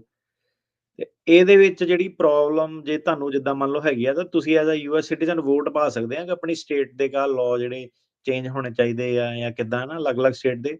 ਪਰ ਜਿਹੜੀ ਸਟੇਟ ਆ ਉਹ ਇਹਨੂੰ ਏਦਾਂ ਦੇਖਦੀ ਆ ਕਿ ਜਿਹੜਾ ਮਾਈਨਰ ਬੱਚਾ ਉਹ ਤਾਂ ਰੁੱਲ ਜਾਊਗਾ, ਉਹ ਤਾਂ ਹੁਣ ਭਰਾ ਹੀ ਸਾਂਭੂਗਾ। ਉਹ ਤਾਂ ਹੁਣ ਜੇ ਕਿਸੇ ਦਾ ਆਇਆ, ਸਾਨੂੰ ਕੀ ਪਤਾ ਹੁਣ ਉਹਨਾਂ ਦੇ ਕੀ ਹਾਲਾਤ ਆ, ਕਿਹੜੇ ਹਾਲਾਤਾਂ ਚੋਂ ਆਏ ਆ, ਕੀ ਚੱਕਰ ਉਹਨਾਂ ਦਾ ਚੱਲਦਾ ਵਾ। ਸੋ ਹਾਂਜੀ, ਇਹ ਗਾਰਡੀਅਨਸ਼ਿਪ ਦਾ ਜਿਹੜਾ ਰੂਲ ਹੈਗਾ ਕਿ ਉਹਦਾ ਆਪਣਾ ਜਿਹੜਾ ਜੇ ਭਰਾ ਨਹੀਂ ਸੰਭਲ ਸਕਦਾ ਮਾਈਨਰ, ਤਾਂ ਉਹ ਰਿਲੇਟਿਵ ਨੂੰ ਹੀ ਜੱਜ ਨੇ ਜਿਹੜਾ ਸਾਈਨ ਕਰਨਾ ਹੁੰਦਾ। ਧੰਨਵਾਦ ਜੀ ਸੰਜੀਵ ਸ਼ਰਮਾ ਜੀ। ਇਹ ਮੈਸੇਜ ਮੇਰੇ ਵੀਰ ਨੇ ਪਹੁੰਚਾਉਣਾ ਕੋਈ ਹੋਰ ਸੀਗਾ, ਪਰ ਪਹੁੰਚਾ ਮੈਂ ਕੋਈ ਹੋਰ ਦਿੱਤਾ। ਪਰ ਚਲੋ, ਸੋ ਏਦਾਂ ਕਿ ਦੇਖੋ, ਇਮੀਗ੍ਰੈਂਟ ਦੀ ਮਤਲਬ ਕੋਈ ਏਦਾਂ ਨਹੀਂ ਕਿ ਕਿਸੇ ਦੀ ਪਰਸਨਲ ਰੰਜਿਸ਼ ਨਹੀਂ ਮੈਂ ਕੋਈ ਇੱਥੇ ਪ੍ਰਮੋਟ ਕਰਨੀ ਕਿੱਦਾਂ ਕੀ ਹੈਗਾ। ਜਿਹੜਾ ਬਿਲਕੁਲ। ਕਾਨੂੰਨ ਆ ਉਹੀ ਦੱਸਿਆ ਜਾਊਗਾ ਐਜ਼ ਇਜ਼। ਸੰਜੀਵ ਸ਼ਰਮਾ ਜੀ। ਬਲਵਿੰਦਰ ਸਿੰਘ ਜੀ। ਹਾਂਜੀ, ਸਤਿ ਸ੍ਰੀ ਅਕਾਲ ਜੀ। ਸਤਿ ਸ਼੍ਰੀ ਅਕਾਲ ਜੀ। ਮੇਰੇ 2 ਕੁਐਸਚਨ ਹੈ ਜੀ। ਇੱਕ ਤਾਂ ਫੈਮਿਲੀ ਦਾ ਕੇਸ ਸਾਡਾ ਡਿਨਾਈ ਹੋ ਗਿਆ, ਨਾਲ ਬੱਚੇ ਹੈ ਜੀ, ਤੇ ਅਸੀਂ ਅੱਗੇ ਅਪੀਲ ਕਰਨੀ ਹੈ ਵੀ ਗਾਰਡੀਅਨ ਦਾ ਹੋ ਸਕਦਾ ਬੱਚਿਆਂ ਦਾ, ਪੇਰੈਂਟ ਉਰੇ ਹੈ ਜੇ। ਤੇ ਸੈਕੰਡਲੀ, ਅਗਰ ਅਪੀਲ ਵਿੱਚ ਵੀ ਡਿਨਾਈ ਹੋ ਜਾਂਦਾ, ਡੈਪੂਟੇਸ਼ਨ ਲੱਗ ਜਾਂਦੀ ਹੈ, ਤੇ ਬੱਚਿਆਂ ਨੂੰ ਅਸੀਂ ਗਾਰਡੀਅਨ ਦੇ ਕੇ ਜਾ ਸਕਦੇ ਫਿਰ? ਅਸਾਈਲਮ ਦਾ ਕੇਸ ਡਿਨਾਈ ਹੋਇਆ ਤੁਸੀਂ ਕਹਿ ਰਹੇ? ਹਾਂਜੀ। ਦੇਖੋ ਜੀ, ਹੁਣ ਗਾਰਡੀਅਨ ਦਾ ਕੇਸ ਜਿਹੜਾ ਕੀ ਹੈਗਾ, ਠੀਕ ਹੈ, ਗਾਰਡੀਅਨ ਦਾ ਕੇਸ ਉਹ ਹੁੰਦਾ ਕਿ ਜਿਹਦੇ ਵਿੱਚ ਜਵਾਕ ਜਿਹੜਾ ਉਹ ਅਨਅਟੈਂਡਡ ਆ, ਉਹਨੂੰ ਕੋਈ ਸਮੱਸਿਆਵਾਂ ਹੈਗੀਆਂ, ਉਸ ਚੀਜ਼ ਲਈ ਆ।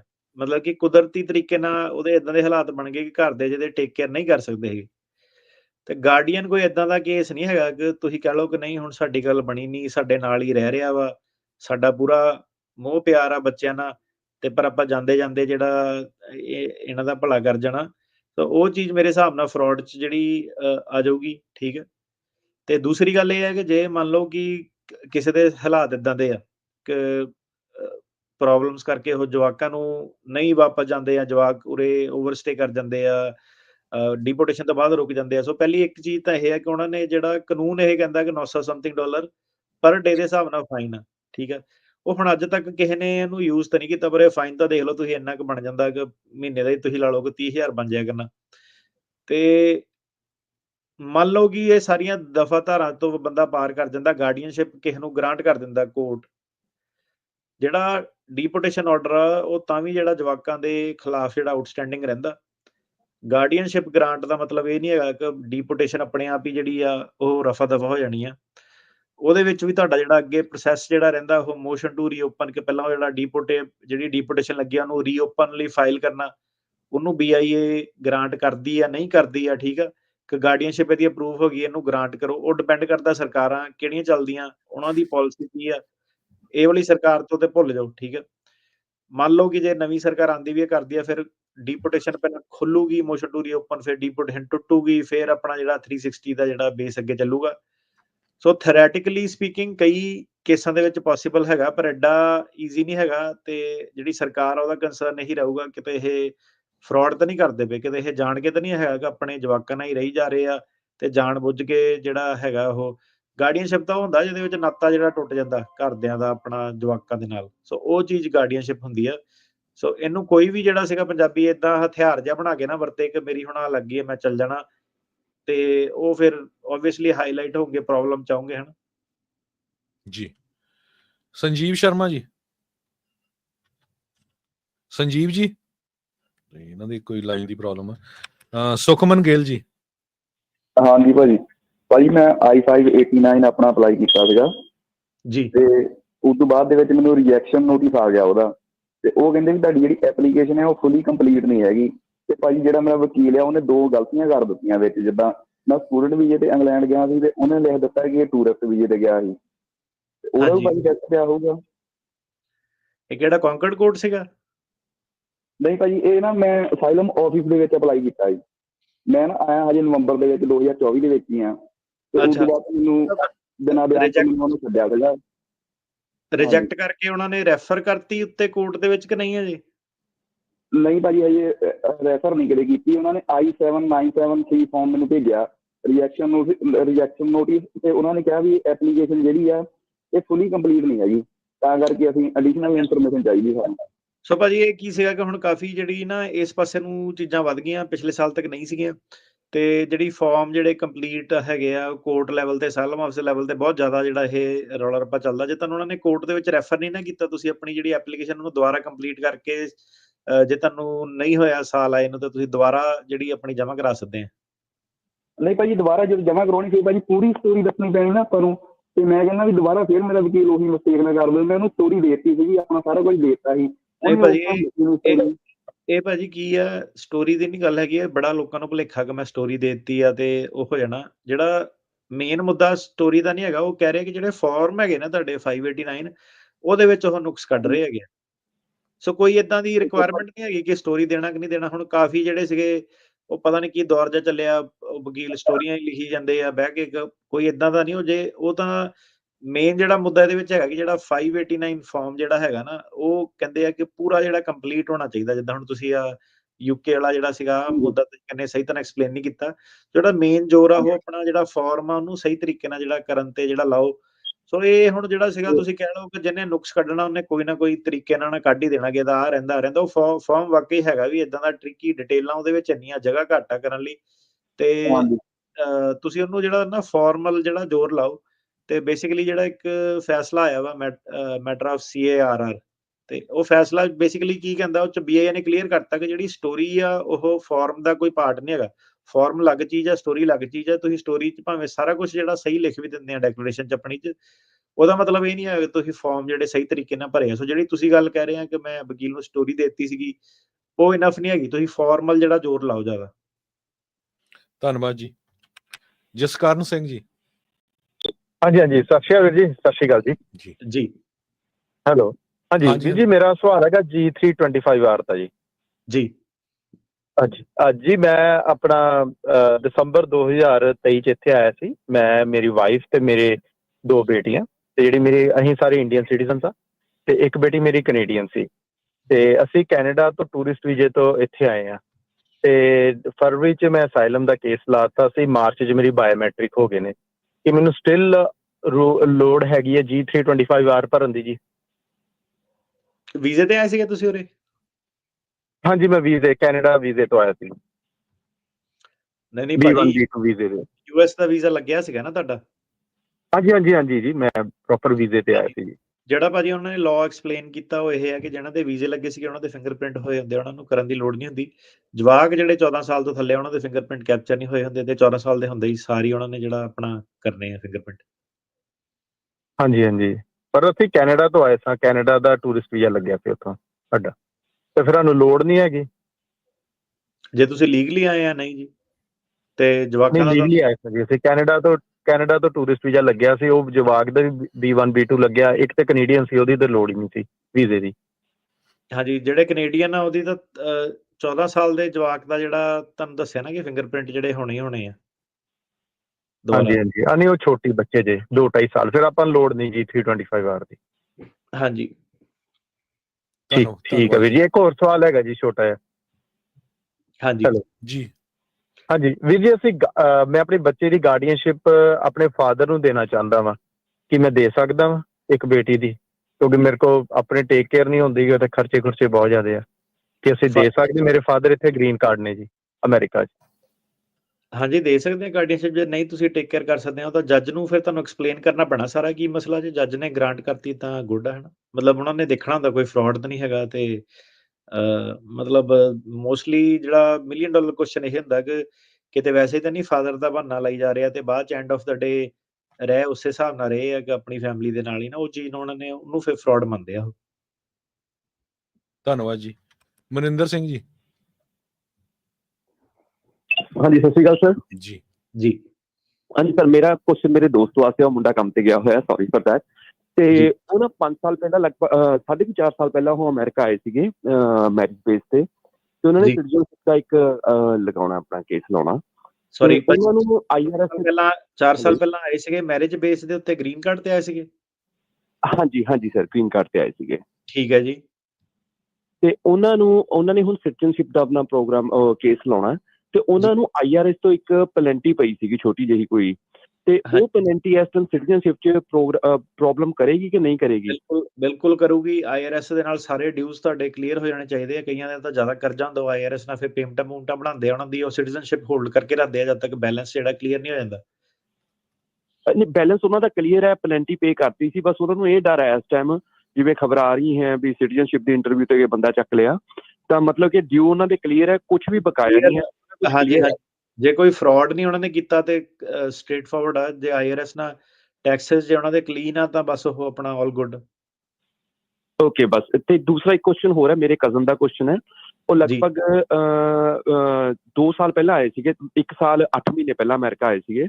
ਉਹ ਵੀ ਮੈਰਿਜ ਬੇਸ ਤੇ ਆਏ ਸੀਗੇ ਤੇ ਉਹਨਾਂ ਨੂੰ 10 ਸਾਲ ਦਾ ਗ੍ਰੀਨ ਕਾਰਡ ਮਿਲਿਆ ਸੀ। ਉਹਨਾਂ ਨੂੰ 2 ਸਾਲ ਦੀ ਕੰਡੀਸ਼ਨ ਹੈਗੀ ਹੈ ਕਿ ਜੇ 10 ਸਾਲ ਆਲਰੇਡੀ ਲਿਖਿਆ ਹੋਇਆ ਤਾਂ ਦੈਟਸ ਓਕੇ? ਸਿੱਧੇ 10 ਸਾਲ ਦਾ ਗ੍ਰੀਨ ਕਾਰਡ ਮਿਲਿਆ ਸੀਗਾ ਉਹਨਾਂ ਨੂੰ, ਤੁਸੀਂ ਕਹਿ ਰਹੇ ਮੈਰਿਜ ਬੇਸ? ਹਾਂਜੀ ਹਾਂਜੀ ਹਾਂਜੀ ਹਾਂਜੀ। ਉੱਥੇ ਗ੍ਰੀਨ ਕਾਰਡ ਉਹਦਾ ਰੀਜ਼ਨ ਕੀ ਸੀਗਾ ਕਿ ਆਪਣਾ ਵਿਆਹ ਨੂੰ 2 ਸਾਲ ਤੋਂ ਜ਼ਿਆਦਾ ਹੋ ਗਏ ਸੀਗੇ ਜਦੋਂ ਗ੍ਰੀਨ ਕਾਰਡ ਇਸ਼ੂ ਕੀਤਾ, ਇਹ ਚੱਕਰ ਸੀਗਾ? ਸਾਢੇ 3 ਸਾਲ ਹੋ ਚੁੱਕੇ ਸੀ ਵਿਆਹ ਨੂੰ। ਹਾਂਜੀ, ਅਨਕੰਡੀਸ਼ਨਲ ਗ੍ਰੀਨ ਕਾਰਡ ਆ ਭਾਜੀ, ਤੇ ਫਿਰ ਅਨਕੰਡੀਸ਼ਨਲ ਹੀ ਆ, ਫਿਰ ਕੋਈ ਪ੍ਰੋਬਲਮ ਨਹੀਂ। ਥੈਂਕਸ ਅਲੋਟ, ਥੈਂਕ ਯੂ ਜੀ। ਧੰਨਵਾਦ ਜੀ। ਕੁਛ ਕੁ ਸਾਡੇ ਸਰੋਤਿਆਂ ਦੇ ਕਮੈਂਟ ਵੀ ਹੈਗੇ ਆ, ਉਹ ਵੀ ਆਪਾਂ ਪੜਾਂਗੇ। ਬਲਵਿੰਦਰ ਸਿੰਘ ਹੁਣੀ ਧੰਨਵਾਦ ਕਰਦੇ ਆ, ਮੀਕਾ ਬਰਾੜ ਹੁਣੀ ਕਹਿੰਦੇ ਗੁੱਡ ਜੌਬ। ਇੱਕ ਗੈਰੀ ਸਿੰਘ ਆ, ਕਹਿੰਦੇ ਵੀ ਤੁਸੀਂ ਐਕਸਪਲੇਨ ਕਰ ਸਕਦੇ ਗਾਰਡੀਅਨਸ਼ਿਪ case what is and after US citizen what he can do about parents? Parents ਤਾਂ ਫਿਰ ਫਰਾਡ ਹੀ ਹੋ ਗਿਆ। ਪੇਰੈਂਟਸ ਵਾਲਾ ਮਤਲਬ ਹੁਣ ਪੇਰੈਂਟਸ ਦਾ ਮੈਂ ਗਾਰਡੀਅਨਸ਼ਿਪ ਤਾਂ ਹੁੰਦਾ ਹੀ ਉਹਨਾਂ ਦਾ ਕਿ ਜਿਹਨਾਂ ਦੇ ਘਰ ਦੇ ਟੇਕ ਕੇਅਰ ਨਹੀਂ ਕਰ ਸਕਦੇ, ਮਤਲਬ ਵਾਟ ਅਬਾਊਟ ਪੇਰੈਂਟਸ ਵਾਲੀ ਤਾਂ ਗੱਲ ਹੀ ਫਿਰ ਪਿੱਛੇ ਰਹਿ ਗਈ ਵੱਡੀ ਜੀ। ਇੱਕ ਗੁਰਪ੍ਰੀਤ ਸਿੰਘ ਹੁਣੀ ਕਹਿੰਦੇ ਵੀ ਮੇਰਾ ਕੇਸ ਡਿਨਾਈ ਕਰ ਦਿੱਤਾ ਫੇਕ ਡਾਕੂਮੈਂਟ ਕਹਿ ਕੇ, ਪਰ ਡਾਕੂਮੈਂਟ ਰੀਅਲ ਸੀਗੇ, ਕੋਈ ਐਡਵਾਈਸ? ਇਹ ਤਾਂ ਹੁਣ ਉੱਥੇ ਚੈਲੰਜ ਕਰਨਾ ਸੀਗਾ ਕਿੱਦਾਂ, ਮਤਲਬ ਰੀਅਲ ਆ ਜਾਂ ਫੇਕ ਆ। ਹੁਣ ਉਹ ਤਾਂ ਟਾਈਮ ਲੰਘ ਗਿਆ, ਜਿਹੜਾ ਹੁਣ BIA ਤੇ ਅਪੀਲ ਕਰਨੀ ਪੈਣੀ ਤੁਹਾਨੂੰ। ਜੀ। ਅਗਲੇ ਸਾਡੇ ਕਾਲਰ ਹੈਗੇ ਆਕਾਸ਼ਦੀਪ। ਸਤਿ ਸ਼੍ਰੀ ਅਕਾਲ ਭਾਜੀ। ਸਤਿ ਸ਼੍ਰੀ ਅਕਾਲ ਜੀ। ਭਾਈ ਮੇਰਾ ਸਵਾਲ ਹੀ ਕਿ ਮੇਰਾ ਅਸਾਈਲਮ ਦਾ ਕੇਸ ਲੱਗਾ ਹੈ ਜੀ, ਤੇ ਮੇਰੀ ਮਾਸਟਰ ਹੀਅਰਿੰਗ 1 ਮਹੀਨੇ ਬਾਅਦ ਹੀ ਤੇ ਮੇਰੇ ਜੱਜ ਦੀ ਰੇਟਿੰਗ ਬਹੁਤ ਹੀ ਜ਼ਿਆਦਾ ਘੱਟ ਹੈ, ਜਿਹਦੇ 4-5% ਹੈ। 2019 ਤੋਂ ਲੈ ਕੇ 2024 ਤੱਕ ਉਹਦਾ ਸਟੇਟਸ ਚੈੱਕ ਕੀਤਾ ਜੀ, ਤੇ ਵਕੀਲ ਕਹਿੰਦੇ ਕਿ ਕੇਸ ਮੂਵ ਕਰਾਉਣਾ, ਤੇ ਮੈਂ ਕੇਸ ਮੂਵ ਨਹੀਂ ਕਰਾਉਣਾ ਚਾਹੁੰਦਾ ਤੇ ਮੈਂ ਗਾਰਡੀਅਨਸ਼ਿਪ ਦਾ ਆਪਣਾ ਕੇਸ ਲਾਉਣਾ ਚਾਹੁੰਦਾ। ਹਾਂਜੀ, ਨਹੀਂ ਮੂਵ ਤਾਂ ਨਹੀਂ ਇੱਦਾਂ ਕਰਾ ਸਕਦੇ। ਵਕੀਲ ਸਾਹਿਬ ਨੂੰ ਕਹੋਗੇ ਇਹ ਤਾਂ ਗੈਰ ਕਾਨੂੰਨੀ ਆ ਜਿਹੜੇ ਇੱਦਾਂ ਦੀ ਸਲਾਹਾਂ ਦਿੰਦੇ ਆ।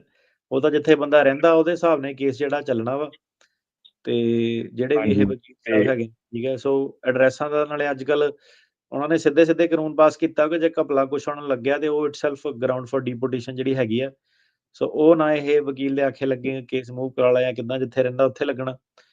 ਤੇ ਬਾਕੀ ਆਪਣੀ ਹੀਅਰਿੰਗ, ਮਾਸਟਰ ਹੀਅਰਿੰਗ ਵਗੈਰਾ ਸਾਰੀ ਉਹਨੂੰ ਫੋਲੋ ਕਰੋ, ਮੇਕ ਸ਼ੋਰ ਕਰੋ ਫਾਰਮ ਜਿਹੜਾ ਪੂਰਾ ਕੰਪਲੀਟ ਹੋਵੇ। ਤੇ ਗਾਰਡੀਅਨਸ਼ਿਪ ਦਾ ਉਮਰ ਕਿੰਨੀ ਹੈ ਤੁਹਾਡੀ? ਮੇਰੀ ਹੈ 19 ਸਾਲ। ਹਾਂਜੀ, ਤੇ ਤੁਸੀਂ ਐਲੀਜੀਬਲ ਆ, ਉਹਨੂੰ ਤੁਸੀਂ ਪਰਸੂ ਕਰ ਸਕਦੇ ਆ। ਤੇ ਬਾਕੀ ਜੱਜ ਸਾਹਿਬ ਤੇ ਡਿਪੈਂਡ ਕਰਦਾ, ਉਹਨਾਂ ਨੇ ਜ਼ਿਆਦਾਤਰ ਉਹ ਕੇਸ ਹੋਲਡ ਤੇ ਪਾਉਂਦੇ ਨਹੀਂ ਜਦ ਤੱਕ ਗਾਰਡੀਅਨਸ਼ਿਪ ਦਾ ਜਿਹੜਾ 360 ਅਪਰੂਵ ਨਹੀਂ ਹੁੰਦਾ। ਸੋ ਤੁਸੀਂ ਪਹਿਲਾਂ ਮਾਸਟਰ ਅਟੈਂਡ ਕਰੋ, ਫਿਰ ਹੋਪਫੁਲੀ ਤੁਹਾਨੂੰ ਟਾਈਮ ਮਿਲ ਜਾਵੇ ਥੋੜਾ ਜਿਹਾ ਜਿਹਦੇ ਵਿੱਚ ਗਾਰਡੀਅਨਸ਼ਿਪ ਤੁਸੀਂ ਕਰ ਸਕੋ। ਠੀਕ ਹੈ ਜੀ। ਇੱਕ ਮੇਰਾ ਹੋਰ ਸਵਾਲ ਸੀ ਮੇਰੇ ਕਜ਼ਨ ਦਾ ਕਿ ਉਹਦਾ ਗਾਰਡੀਅਨਸ਼ਿਪ ਦਾ ਕੇਸ ਪਾਸ ਹੋ ਗਿਆ ਸੀ 1 ਸਾਲ ਪਹਿਲਾਂ, ਤੇ I-360 ਵੀ ਪਾਸ ਹੋ ਗਈ, ਤੇ ਜਿਹੜਾ ਉਹਦਾ ਜੱਜ ਸੀ ਨਾ, ਤੇ ਉਹਦੀ ਵੀ ਰੇਟਿੰਗ ਬਹੁਤ ਘੱਟ ਸੀ, ਤੇ ਉਹਨੇ ਉਹਦਾ ਅਸਾਈਲਮ ਦਾ ਕੇਸ ਨਹੀਂ ਬੰਦ ਕੀਤਾ ਜੀ। ਕਹਿੰਦਾ ਮੈਂ ਲੜਨਾ ਪੈਣਾ ਤੁਹਾਨੂੰ ਕੇਸ, ਤੇ ਉਹਨੇ ਪੇਪਰ ਸਾਰੇ ਤਿਆਰ ਕੀਤੇ ਨੇ। ਤੇ ਹੁਣ ਜਿੱਦਾਂ ਉਹਦਾ ਕੇਸ ਪਾਸ ਹੈ, I-360 ਵੀ ਪਾਸ ਹੈ, ਜੇ ਜੱਜ ਉਹਦਾ ਕੇਸ ਡਿਨਾਈ ਵੀ ਕਰਦਾ ਹੈ ਤੇ ਉਹਨੂੰ ਕੋਈ ਖਤਰਾ ਤੇ ਨਹੀਂ ਕਿ ਤੂੰ ਨਿਕਲ ਜਾ ਤੁਸੀਂ ਇੱਥੋਂ ਸਾਡੇ ਦੇਸ਼ 'ਚ ਜਾਂ ਕੁਛ ਵੀ? ਡੀਪੋਰਟੇਸ਼ਨ ਉਹਦੀ ਲੱਗ ਜਾਣੀ ਆ 360 ਤੇ ਡੈਫਰਡ ਐਕਸ਼ਨ ਜਿਹੜਾ ਹੋਣਾ, ਖਤਰਾ ਤਾਂ ਹੈਗਾ ਹੀ ਆ। ਫਿਰ ਆਪਣਾ ਜਿਹੜਾ ਰਿਮੂਵਲ ਆਰਡਰ ਜਿੱਦਾਂ ਕਹਿੰਦੇ, ਜਦੋਂ ਇੱਕ ਵਾਰੀ ਲੱਗ ਜਾਂਦਾ ਤੇ ਗ੍ਰੀਨ ਕਾਰਡ ਨਹੀਂ ਬੰਦੇ ਨੂੰ ਜਿਹੜਾ ਆ ਸਕਦਾ। ਤੇ ਉਹ ਤੁਹਾਨੂੰ ਜਿਹੜਾ ਸੀਗਾ ਸਰਕਾਰੀ ਵਕੀਲ ਨਾਲ, ਜਿਹੜਾ ਉਹਦਾ ਵਕੀਲ ਆ, ਉਹਨੂੰ ਗੱਲ ਕਰਨੀ ਚਾਹੀਦੀ ਹੈ ਜੇ 360 ਅਪਰੂਵ ਹੈ ਤਾਂ ਸੀਰੀਅਸਲੀ। ਸਿਰਫ ਉਹਦੇ ਹੁਣ 2 ਦਿਨ ਹੀ ਰਹਿ ਗਏ ਨੇ ਤੇ ਇਹਦੀ ਫਾਈਨਲ ਤਰੀਕ ਹੈ ਹੁਣ। ਆਹੋ, ਤੇ ਉਹਦੇ ਤੋਂ ਪਹਿਲਾਂ ਗੱਲ ਕਰਨੀ ਚਾਹੀਦੀ ਹੈ ਨਾ, ਜਿਹੜਾ ਜੱਜ ਕੇਸ ਸ਼ੁਰੂ ਹੋਣ ਤੋਂ ਪਹਿਲਾਂ ਉਹਨੂੰ ਜਿਹੜਾ ਸੀਗਾ ਸਰਕਾਰੀ ਵਕੀਲ ਨਾਲ ਗੱਲ ਕਰਨੀ ਚਾਹੀਦੀ ਹੈ ਕਿ ਆਹ ਚੀਜ਼ ਹੈਗੀ ਆ। ਤੇ ਦੇਖੋ ਤੁਸੀਂ ਜੇ ਐਡਮਿਨ ਕਲੋਜ਼ ਵਗੈਰਾ ਤੇ ਪੈਂਦਾ ਕੇਸ ਉੱਤੇ ਪਾਓ। ਧੰਨਵਾਦ ਜੀ। ਸਮਰਤਪਾਲ। ਹਾਂਜੀ ਭਾਈ, ਮੇਰਾ ਕੁਐਸਚਨ ਸੀ ਜੀ, ਮੇਰਾ ਨਾ ਪਾਸਪੋਰਟ ਐਕਸਪਾਇਰ ਹੋਇਆ ਪਿਆ, 5 ਸਾਲ ਹੋ ਗਿਆ। ਮੈਂ B1 B2 ਤੇ ਆਇਆ ਸੀ, ਤੇ ਹੁਣ ਮੇਰੀ ਐਡਜਸਟਮੈਂਟ ਸਟੇਟਸ ਦੀ ਮੈਰਿਜ ਬੇਸ ਇੰਟਰਵਿਊ ਆ ਨੈਕਸਟ ਮੰਥ। ਮੈਂ ਸਿਰਫ ਇਹ ਪੁੱਛਣਾ ਸੀ ਵੀ ਓਨਲੀ ਆਪਾਂ ਨੂੰ ਲੀਗਲ ਪਾਸਪੋਰਟ ਦੀ ਕੋਈ ਰਿਕੁਆਇਰਮੈਂਟ ਤੇ ਨਾ ਮੈਨੂੰ ਵੈਲਿਡ ਦੀ? ਮੈਨੂੰ ਪੱਕਾ ਨਹੀਂ ਪਤਾ, ਮੇਰੇ ਹਿਸਾਬ ਨਾਲ ਤਾਂ ਉਹ ਮੰਗਦੇ ਆ ਪਾਸਪੋਰਟ ਕਿ 6 ਮਹੀਨੇ ਵੈਲਿਡ ਹੋਣਾ ਚਾਹੀਦਾ। ਸੌਰੀ ਮੈਂ ਪੱਕਾ ਨਹੀਂ ਕਹਿ ਸਕਦਾ ਆ ਚੀਜ਼ ਬਾਰੇ ਪਾਸਪੋਰਟ ਵਾਸਤੇ। ਮੇਰੇ ਹਿਸਾਬ ਨਾਲ ਸ਼ਾਇਦ ਰਿਕੁਆਇਰਡ ਹੈਗਾ ਕਿ ਪਾਸਪੋਰਟ ਦੀ ਵੈਲਿਡਿਟੀ ਚਾਹੀਦੀ ਹੈ। ਬੇਅੰਤ ਕੌਰ ਜੀ। ਸਤਿ ਸ਼੍ਰੀ ਅਕਾਲ ਜੀ। ਜੀ ਜੀ ਹਾਂਜੀ ਭਾਜੀ, ਮੇਰਾ ਕੁਐਸਚਨ ਹੈ, ਮੇਰੇ ਹਸਬੈਂਡ 2014 ਚ ਆਏ ਸੀ, ਉਹਨਾਂ ਦਾ 16 ਚ ਅਸਾਈਲਮ ਡਿਨਾਇਲ ਹੋ ਗਿਆ। ਫਿਰ ਹੁਣ ਸਾਡੀ I-730 ਅਪਰੂਵ ਹੋਈ ਸੀ ਮੇਰੇ ਬਿਹਾਫ ਤੇ, ਹੁਣ ਉਹਨਾਂ ਨੂੰ ਗ੍ਰੀਨ ਕਾਰਡ ਮਿਲ ਗਿਆ ਆ ਤੇ ਗ੍ਰੀਨ ਕਾਰਡ ਕੈਟਾਗਰੀ AS7 ਆ ਜੀ। ਸੋ ਪਹਿਲਾਂ ਉਹਨਾਂ ਦਾ ਅਸਾਈਲਮ ਡਿਨਾਈ ਹੋਇਆ ਸੀਗਾ, ਤੁਸੀਂ 730 ਤੇ ਹਾਂਜੀ, ਅਸੀਂ 2019 ਚ ਲਾਈ ਸੀ ਮੇਰੇ ਅਪਰੂਵ ਹੋਣ ਤੋਂ ਬਾਅਦ। ਜਦੋਂ ਉਹਨਾਂ ਦਾ ਅਸਾਈਲਮ ਡਿਨਾਇਲ ਹੋਇਆ ਸੀ, ਅਪੀਲ ਪਾਈ ਸੀ ਤਾਂ 6 ਮੰਥ ਬਾਅਦ ਆ ਗਈ ਸੀ ਬੈਕ ਉਹ। ਪਰ ਫਿਰ ਜੱਜ ਨੇ 5 ਸਾਲ ਦੀ ਫਾਈਨਲ ਹੀਅਰਿੰਗ ਪਾ ਦੀ। ਇਨ ਬਿਟਵੀਨ ਮੇਰਾ ਕੇਸ ਪਾਸ ਹੋ ਗਿਆ ਸੀ। ਤਾਂ 2019 ਚ ਸਾਡਾ ਵਿਆਹ ਹੋਇਆ ਸੀ। ਅਪੀਲ ਸੀ, ਉਹਨਾਂ ਨੇ ਰਿਮਾਂਡ ਕਰਤਾ ਜੱਜ ਨੂੰ ਥੱਲੇ ਕੋਰਟ ਦੇ ਵਿੱਚ। ਹਾਂਜੀ ਹਾਂਜੀ, ਫਿਰ ਉਹ ਜਦੋਂ ਮਾਸਟਰ ਹੀਅਰਿੰਗ ਸੀ, ਉਹਨਾਂ ਨੇ 5 ਸਾਲ ਦੀ ਇੰਡੀਵਿਜੂਅਲ ਹੀਅਰਿੰਗ ਪਾਤੀ ਸੀ।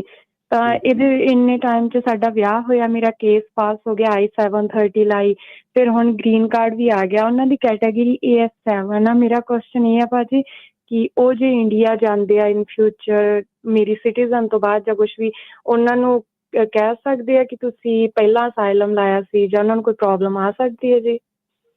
ਹਾਂਜੀ ਹਾਂਜੀ, ਬਿਲਕੁਲ ਆ ਸਕਦੀ ਹੈ। ਮਤਲਬ ਫਰਾਡ ਕੰਸਰਨ ਆ ਸਕਦੇ ਆ ਕਿ ਬੰਦਾ ਇੱਕ ਪਾਸੇ ਅਸਾਈਲਮ ਲਾ ਰਿਹਾ, ਇੱਕ ਪਾਸੇ ਇੰਡੀਆ ਜਾ ਰਿਹਾ, ਕਿਉਂਕਿ ਕੁਐਸਚਨੇਬਲ ਆ ਕਿ ਜੇ ਬੰਦੇ ਨੂੰ ਖਤਰਾ ਸੀਗਾ ਤਾਂ ਉਹ ਕੰਟਰੀ 'ਚ ਕਿਉਂ ਜਾਊਗਾ ਉਹ।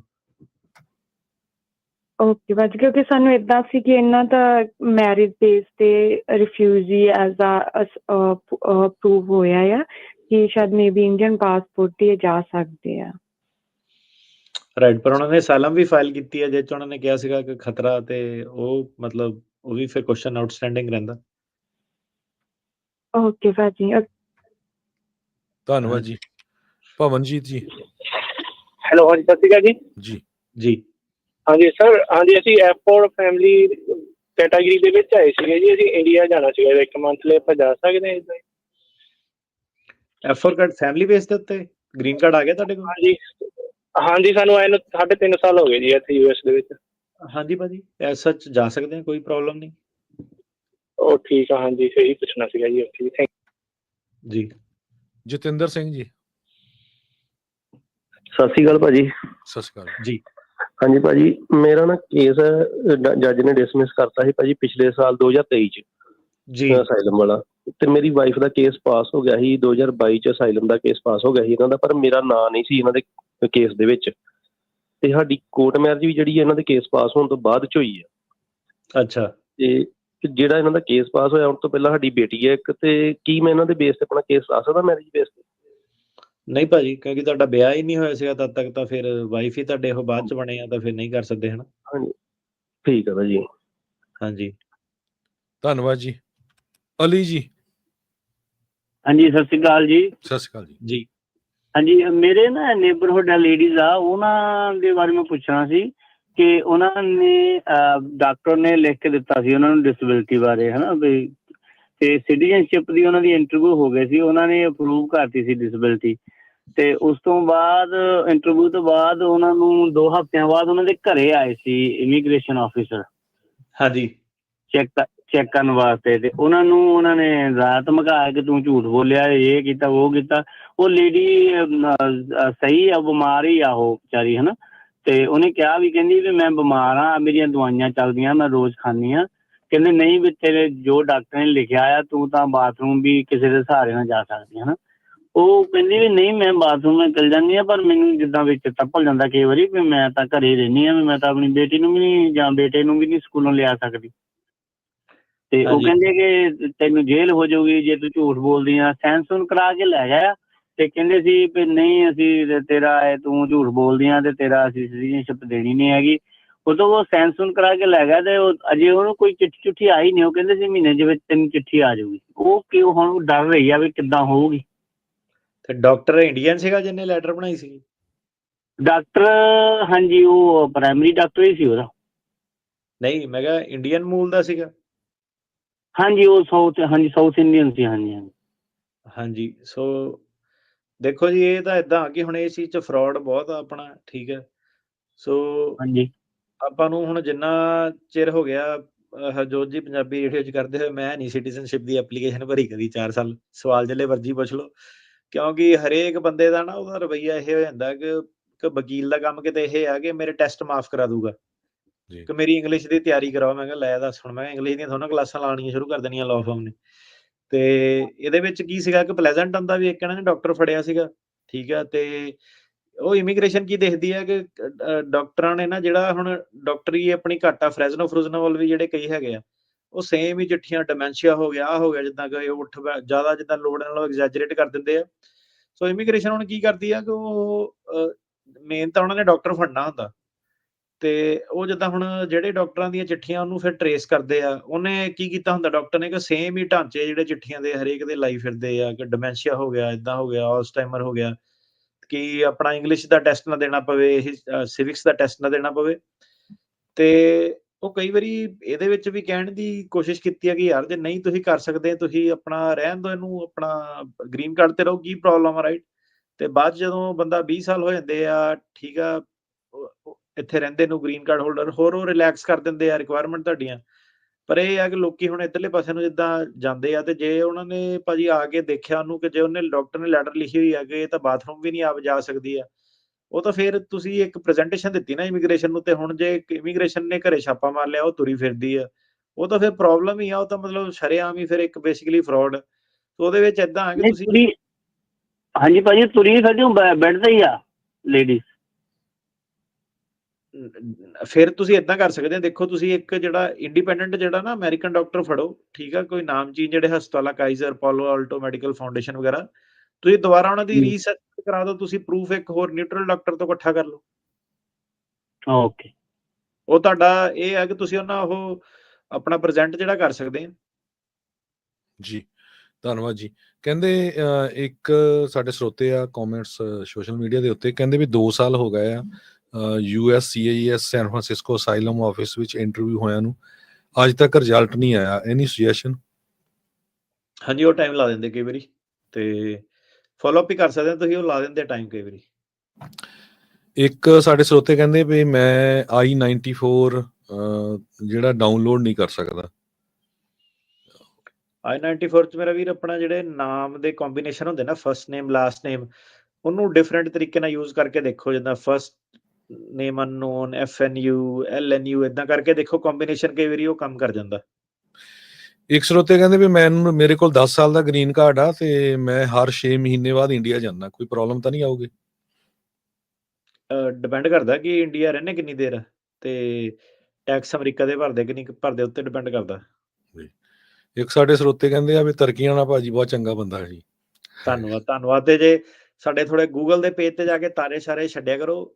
ਜਦੋਂ ਦਾ ਮੈਂ ਕਿਹਾ ਸ਼ੋਅ ਕਰਨਾ ਸ਼ੁਰੂ ਕੀਤਾ, ਰੇਟਿੰਗ ਸੁੱਟਤੀ, ਜਿਹੜੇ ਨਕੰਮੇ ਆ ਉਹ ਜਾ ਕੇ ਨੈਗੇਟਿਵ ਕਰ ਦਿੰਦੇ ਆ, ਤੇ ਜਿਹੜੇ ਚੰਗੇ ਵਾਲੇ ਉਹ ਇੱਥੇ ਤੁਸੀਂ ਮੈਨੂੰ ਪਤਾ ਬੜਾ ਪਿਆਰ ਦਿੰਦੇ ਕਮੈਂਟਾਂ 'ਚ। ਪਰ ਜਿਹੜਾ ਏਦਾਂ ਕਿ ਜਿਹੜੀ ਚੀਜ਼ ਮੈਟਰ ਕਰਦੀ ਆ, ਉਹ ਏਦਾਂ ਕਿ ਗੂਗਲ ਦੇ ਵਿੱਚ ਜਾ ਕੇ ਨਾ, ਗੂਗਲ ਰਿਵਿਊ ਦੇ ਪੇਜ ਤੇ ਜਾ ਕੇ, ਜੇ ਤੁਹਾਨੂੰ ਸ਼ੋਅ ਵਧੀਆ ਕੋਈ, ਆਪਾਂ ਤੁਹਾਡੇ ਕੋਲ ਇਹ ਨਹੀਂ ਕਿ ਜਿੱਦਾਂ ਵੀ ਆਪਾਂ ਨੂੰ ਵਧੀਆ ਲੱਗਦਾ ਸ਼ੋਅ 'ਚ ਵਿਚਰਨਾ, ਪਰ ਕੀ ਹੁੰਦਾ ਕਿ ਹੁਣ ਜਿੱਦਾਂ ਵਾਵਾ ਦੇ ਬਾਰੇ ਕੀਤਾ, ਉਹ ਮੱਚ ਕੇ ਜਾ ਕੇ ਉਹ ਪਤੰਦਰ ਦੇ ਕਈਆਂ ਨੇ ਮੇਰੇ ਖਿਲਾਫ ਪਾ ਦਿੰਦੇ ਕਿ ਆ ਜੀ ਵਕੀਲ ਬੜਾ ਫਰਾਡ ਆ, ਏਦਾਂ ਜੀ ਝੂਠ।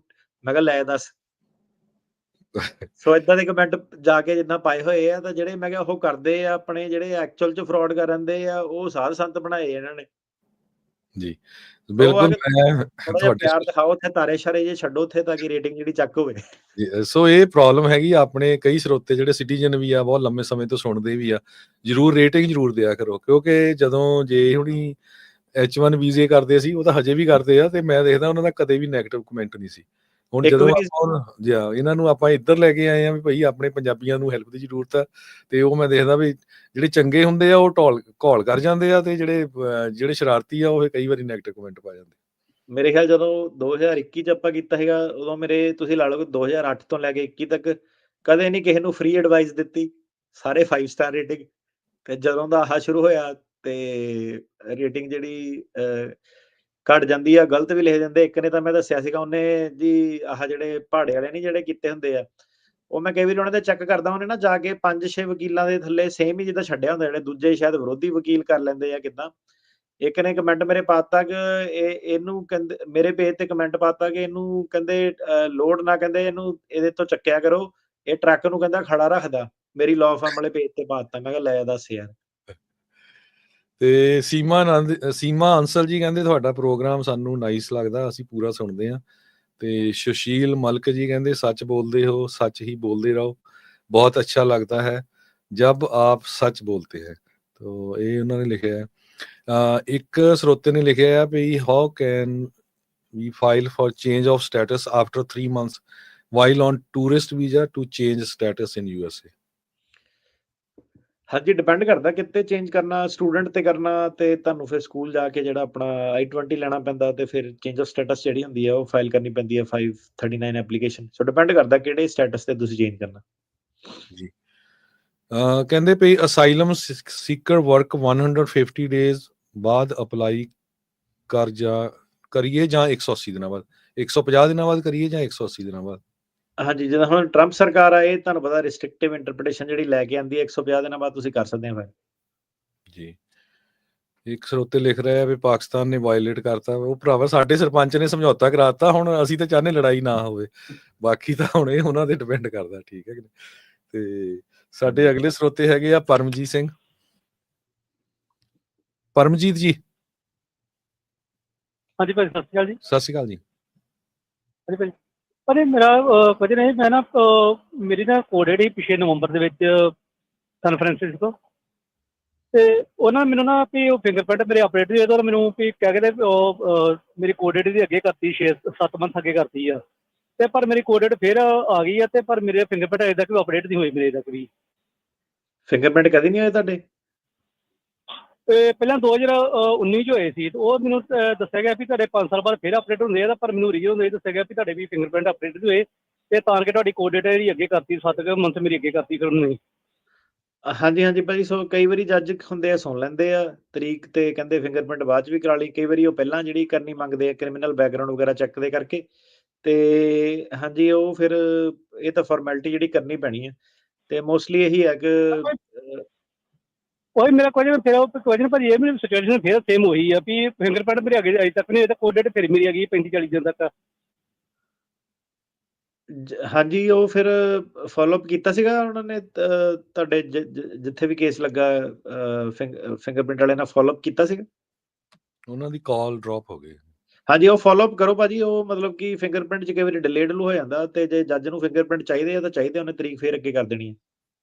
ਜੀ, ਇੱਕ ਸਰੋਤੇ ਜੇ ਭਾਜੀ ਸਾਡੇ ਹੈਗੇ ਆ ਸੋਸ਼ਲ ਮੀਡੀਆ ਤੇ, ਕਹਿੰਦੇ ਵੀ ਮੈਂ R1 ਵੀਜ਼ੇ ਤੇ ਆਇਆ ਤੇ ਮੈਨੂੰ 3 ਸਾਲ ਪਹਿਲਾਂ DUI ਮਿਲ ਗਈ ਸੀ, ਹੁਣ ਮੈਂ ਸਿਟੀਜ਼ਨ ਨੂੰ ਅਪਲਾਈ ਕਰਨਾ, ਕੋਈ ਚੱਕਰ ਤਾਂ ਨਹੀਂ? R1 ਵੀਜ਼ੇ ਤੋਂ ਪਹਿਲਾਂ ਗ੍ਰੀਨ ਕਾਰਡ ਤੇ ਫਿਰ ਸਿਟੀਜ਼ਨ। ਹਾਂਜੀ, DUI ਦੀ ਪ੍ਰੋਬਲਮ ਨਹੀਂ ਹੋਣੀ। ਇੱਕ DUI ਦੀ ਪ੍ਰੋਬਲਮ ਤਾਂ ਨਹੀਂ ਵੈਸੇ ਹੁੰਦੀ, ਅਨਲੈਸ ਜਿਹੜੀ ਸਰਕਾਰ ਆ ਉਹ ਕਾਨੂੰਨ ਉੱਧਰਲੇ ਪਾਸੇ ਨੂੰ ਚੇਂਜ ਕਰ ਦੇਵੇ, ਤੇ ਜਿਹੜੇ ਸਿਟੀਜ਼ਨ ਵਾਲੇ 5 ਸਾਲ ਜਿਹੜੇ ਹੁੰਦੇ ਆ ਗੁੱਡ ਮੋਰਲ ਕਰੈਕਟਰ ਦੇਖਦੇ ਆ, ਇੱਕ ਸਿੰਗਲ DUI ਇਫੈਕਟ ਨਹੀਂ ਕਰਦੀ। ਜੀ, ਇੱਕ ਸਰੋਤੇ ਕਹਿੰਦੇ ਵੀ ਤੁਹਾਨੂੰ ਪਤਾ ਵੀ 601A ਅਪਰੂਵਲ ਤੋਂ ਬਾਅਦ ਕਾਉਂਸਲਰ ਪ੍ਰੋਸੈਸਿੰਗ ਜੋ ਮੁੰਬਈ ਦੇ ਵਿੱਚ ਹੈਗੀ ਆ, ਕਿੰਨਾ ਹੀ ਉੱਥੇ ਵੇਟ ਚੱਲਦੀ ਹੈਗੀ ਆ? 6 ਮਹੀਨੇ ਲੱਗਣੇ, ਕਿਉਂਕਿ ਜਿਹੜੀ 601 ਤੁਹਾਡਾ ਹੁੰਦਾ ਹੀ ਜਦੋਂ ਤੁਹਾਡੀ ਫੀਸ ਵਗੈਰਾ ਪੇਡ ਹੁੰਦੀ ਹੈ ਐਮਬੈਸੀ 'ਚ, ਵੀਜ਼ਾ ਨੰਬਰ ਕਰੰਟ ਹੁੰਦਾ ਉਦਾਂ ਹੀ ਆ, ਤੇ 6 ਮਹੀਨੇ ਲੱਗਣੇ ਚਾਹੀਦੇ ਆ। ਜੀ, ਇੱਕ ਸਰੋਤੇ ਕਹਿੰਦੇ ਵੀ ਸੋਸ਼ਲ ਨਹੀਂ ਆਈ, 22 ਦਿਨ ਹੋ ਗਏ ਅਪਲਾਈ ਕੀਤੇ ਨੂੰ। ਤੁਹਾਨੂੰ ਹਾਂਜੀ ਸੋਸ਼ਲ ਆਫਿਸ ਜਾ ਕੇ ਪੁੱਛ ਲਓ, ਪਤਾ ਕਰ ਲਓ, ਇਨਕੁਆਇਰੀ ਕਈ ਵਾਰੀ ਨਹੀਂ ਆਉਂਦੀ। ਜੀ, ਸੋ ਇੰਨੇ ਇੱਕ ਜਿਹੜੇ ਸਾਡੇ ਕੁਐਸਚਨ ਸੀ। ਇੱਕ ਦੋ ਹੋਰ, ਇੱਕ ਹੈਗਾ ਜੀ ਆਪਾਂ ਨੂੰ ਪਤਾ ਹੀ ਆ ਵੀ ਬਹੁਤੇ ਜਿਹੜੇ ਵਕੀਲਾਂ ਦੇ ਆਫਿਸ ਆ ਮੰਡੇ ਟੂ ਫਰਾਈਡੇ ਹੁੰਦੇ ਆ, ਪਰ ਅੱਜ ਕੱਲ੍ਹ ਸਿਚੁਏਸ਼ਨ ਇੱਦਾਂ ਦੀ ਆ, ਸਾਡੇ ਰੇਡੀਓ ਸਟੇਸ਼ਨ 'ਤੇ ਵੀ ਬਹੁਤ ਕਾਲਾਂ ਆਉਂਦੀਆਂ ਰਹਿੰਦੀਆਂ ਵੀ ਭਾਈ ਜੀ ਮੇਰਾ ਦੋਸਤ ਜਾਂ ਮੇਰਾ ਹਸਬੈਂਡ ਜਾਂ ਮੇਰੀ ਵਾਈਫ ਆਈਸ ਵਾਲਿਆਂ ਨੂੰ ਚੱਕ ਲਈ ਹੈਗੀ ਆ। ਉਹ ਕੀ ਹੋ ਸਕਦਾ ਉੱਦਾਂ ਦੀ ਸਿਚੁਏਸ਼ਨ ਦੇ ਵਿੱਚ ਵੀ ਜੇ ਵੀਕਐਂਡ ਦੇ ਦੌਰਾਨ ਆਈਸ ਵਾਲੇ ਜਿਹੜੇ ਆ ਉਹ ਬੰਦੇ ਨੂੰ ਚੱਕ ਲੈਂਦੇ ਆ? ਕੁਝ ਵੀ ਨਹੀਂ ਹੋ ਸਕਦਾ, ਜੱਜ ਸਾਹਿਬ ਬਹਿੰਦੇ ਨਹੀਂ ਕੋਈ, ਨਾਲੇ ਆਈਸ ਵਾਲਿਆਂ ਨੇ ਜਿਹੜਾ ਸੀਗਾ ਉਹ ਜੱਜ ਮੋਰੇ ਜਿਹੜਾ ਪੇਸ਼ ਕਰਨਾ ਉਹਦਾ ਸੋਮਵਾਰ ਨੂੰ ਹੀ ਅਦਾਲਤਾਂ ਖੁੱਲਦੀਆਂ, ਮੰਡੇ ਥਰੂ ਫਰਾਈਡੇ ਹੀ ਹੁੰਦਾ ਕੰਮ ਜਿਹੜਾ, ਤੇ ਉਹ ਸਿਸਟਮ ਦੇ ਵਿੱਚ ਜਿਹੜੀ ਬੌਂਡ ਤਾਂ ਨਹੀਂ ਉਹ ਦਿੰਦੇ, ਮੈਟਰ ਆਫ MS ਕਰਕੇ ਇੱਕ ਜਿਹੜਾ ਕੇਸ ਹੈਗਾ, ਜੱਜ ਜਿਹੜੇ ਸੀਗੇ ਬੌਂਡ ਰਾਈਟ ਵੇ ਜਿਹੜੇ ਡਿਨਾਈ ਕਰਦੇ ਆ, ਤੇ ਸਪੈਸ਼ਲੀ ਜਿਹੜੇ ਆਹ ਲੂਈਜ਼ੀਆਨਾ ਕੈਂਪ ਹੋ ਗਏ, ਜਾਰਜੀਆ, ਅਟਲਾਂਟਾ, ਜਿਹੜੇ ਆਹ ਸਖਤ ਜਿਹੜੀਆਂ ਸਟੇਟ ਆ ਮਿਸੀਸਿਪੀ ਵਗੈਰਾ, ਇਹ ਬੌਂਡ ਨਹੀਂ ਦੇ ਰਹੇ ਹੈਗੇ, ਤੇ ਕੇਸ ਅੰਦਰੋਂ ਜਿਹੜਾ ਜੇਲ੍ਹ 'ਚੋਂ ਫਾਈਟ ਕਰਨਾ ਪੈਂਦਾ। ਜੀ। ਇੱਕ ਹੋਰ ਜਿੰਨੇ ਵੀ ਜਿਹੜੇ ਸਾਡੇ ਸਰੋਤੇ ਆ, ਖਾਸ ਕਰਕੇ ਜਿਨ੍ਹਾਂ ਨੇ ਪੋਲੀਟੀਕਲ ਅਸਾਈਲਮ ਅਪਲਾਈ ਕੀਤਾ ਹੈਗਾ, ਜਦੋਂ ਤੁਸੀਂ ਕੋਰਟ ਦੇ ਵਿੱਚ ਜਾਂਦੇ ਆ, ਜੋ ਤੁਹਾਡੇ ਨਾਲ ਵਾਪਰਿਆ ਹੁੰਦਾ ਉਹ ਤਾਂ ਦੱਸਦੇ ਹੀ ਆ। ਕਈ ਵਾਰੀ ਜਨੈਰਿਕ ਕੁਐਸਚਨ ਵੀ ਕੋਈ ਨਾ ਕੋਈ ਜੱਜ ਪੁੱਛ ਲੈਂਦਾ ਹੈਗਾ, ਸਿੱਖ ਕੌਮ ਬਾਰੇ, ਸਿੱਖੀ ਬਾਰੇ। ਸਾਡੇ ਇੱਕ ਜਿਹੜੇ ਖੁਦ ਦੇ ਜਰਨਲਿਸਟ ਹੈਗੇ ਅਵਤਾਰ ਸਿੰਘ ਹੁਣੀ, ਜਿਹੜੇ ਪ੍ਰੋਗਰਾਮ ਵੀ ਦਿੰਦੇ ਹੈਗੇ ਆ ਪੰਜਾਬੀ ਰੇਡੀਓ USA ਤੇ ਪੰਥਿਕ ਪੈਰਾਡਾਈਮ, ਐਵਰੀ ਵੀਕ ਉਹਨਾਂ ਦਾ ਪ੍ਰੋਗਰਾਮ ਹੁੰਦਾ। ਉਹਨਾਂ ਨੇ ਇੱਕ ਬੁੱਕ ਲਿਖੀ ਆ, ਸਿੱਖ ਕੌਮਵਾਦ ਦਾ ਸੰਕਲਪ, ਸਿੱਖ ਨੈਸ਼ਨਲਿਜ਼ਮ ਦੇ ਉੱਤੇ। ਸੋ ਇਹਦੇ 'ਚ ਬਹੁਤ ਵਧੀਆ ਜਾਣਕਾਰੀ ਆ। ਇਹ ਬੁੱਕ ਜਿਹੜੀ ਆਲਰੇਡੀ ਸਾਡੇ ਕੋਲ ਪਹੁੰਚ ਚੁੱਕੀ ਆ। ਤੁਸੀਂ ਪੰਜਾਬੀ ਰੇਡੀਓ USA ਦੇ ਸਟੂਡੀਓ ਫ੍ਰਿਜ਼ਨੋ ਦੇ ਵਿੱਚ ਵੀ ਤੇ ਸੈਨੋਜ਼ੇ ਦੇ ਵਿੱਚ ਵੀ ਪ੍ਰਾਪਤ ਕਰ ਸਕਦੇ ਆ। ਤੇ ਜੇ ਕਿਸੇ ਨੇ ਜਿਹੜਾ ਕੋਈ ਦੂਰ ਦੁਰਾਡੇ ਰਹਿੰਦਾ, ਆਪਾਂ ਮੇਲ ਵੀ ਕਰ ਦਾਂਗੇ। ਤੁਸੀਂ ਕਾਲ ਕਰ ਸਕਦੇ ਹੋ 408 722 7698 ਦੇ ਉੱਤੇ ਜਾਂ 408 272 5200 ਦੇ ਉੱਤੇ। ਬਹੁਤਿਆਂ ਕੋਲ ਟਾਈਮ ਹੁੰਦਾ, ਜ਼ਰੂਰ ਬੁੱਕ ਪੜ੍ਹਿਆ ਕਰੋ ਤੇ ਤੁਹਾਨੂੰ ਪਤਾ ਵੀ ਲੱਗੂਗਾ ਵੀ ਸਿੱਖ ਕੌਮ ਦੇ ਨਾਲ ਕੀ ਹੋਇਆ, ਕੀ ਵਾਪਰਿਆ, ਬਾਕੀ ਦੁਨੀਆ ਦੇ ਵਿੱਚ ਕਿੱਦਾਂ ਕੌਮਾਂ ਬਣੀਆਂ। ਸੋ ਇਹ ਨੌਲੇਜ ਵੀ ਮਿਲਦਾ ਹੈਗਾ। ਜੀ ਬਿਲਕੁਲ। ਸੋ ਜੇ ਜੀ ਬਹੁਤ ਧੰਨਵਾਦ ਤੁਹਾਡਾ ਜੀ। ਧੰਨਵਾਦ ਜੀ। ਸਾਰੇ ਹੀ ਸਰੋਤਿਆਂ ਨੂੰ ਮੇਰੇ ਵੱਲੋਂ ਤੇ ਜੇ ਹੁਣਾਂ ਵੱਲੋਂ ਬਹੁਤ ਬਹੁਤ ਪਿਆਰ ਭਰੀ ਸਤਿ ਸ੍ਰੀ ਅਕਾਲ ਤੇ ਸੁਣਦੇ ਰਹੋ ਪੰਜਾਬੀ ਰੇਡੀਓ USA ਜੀ।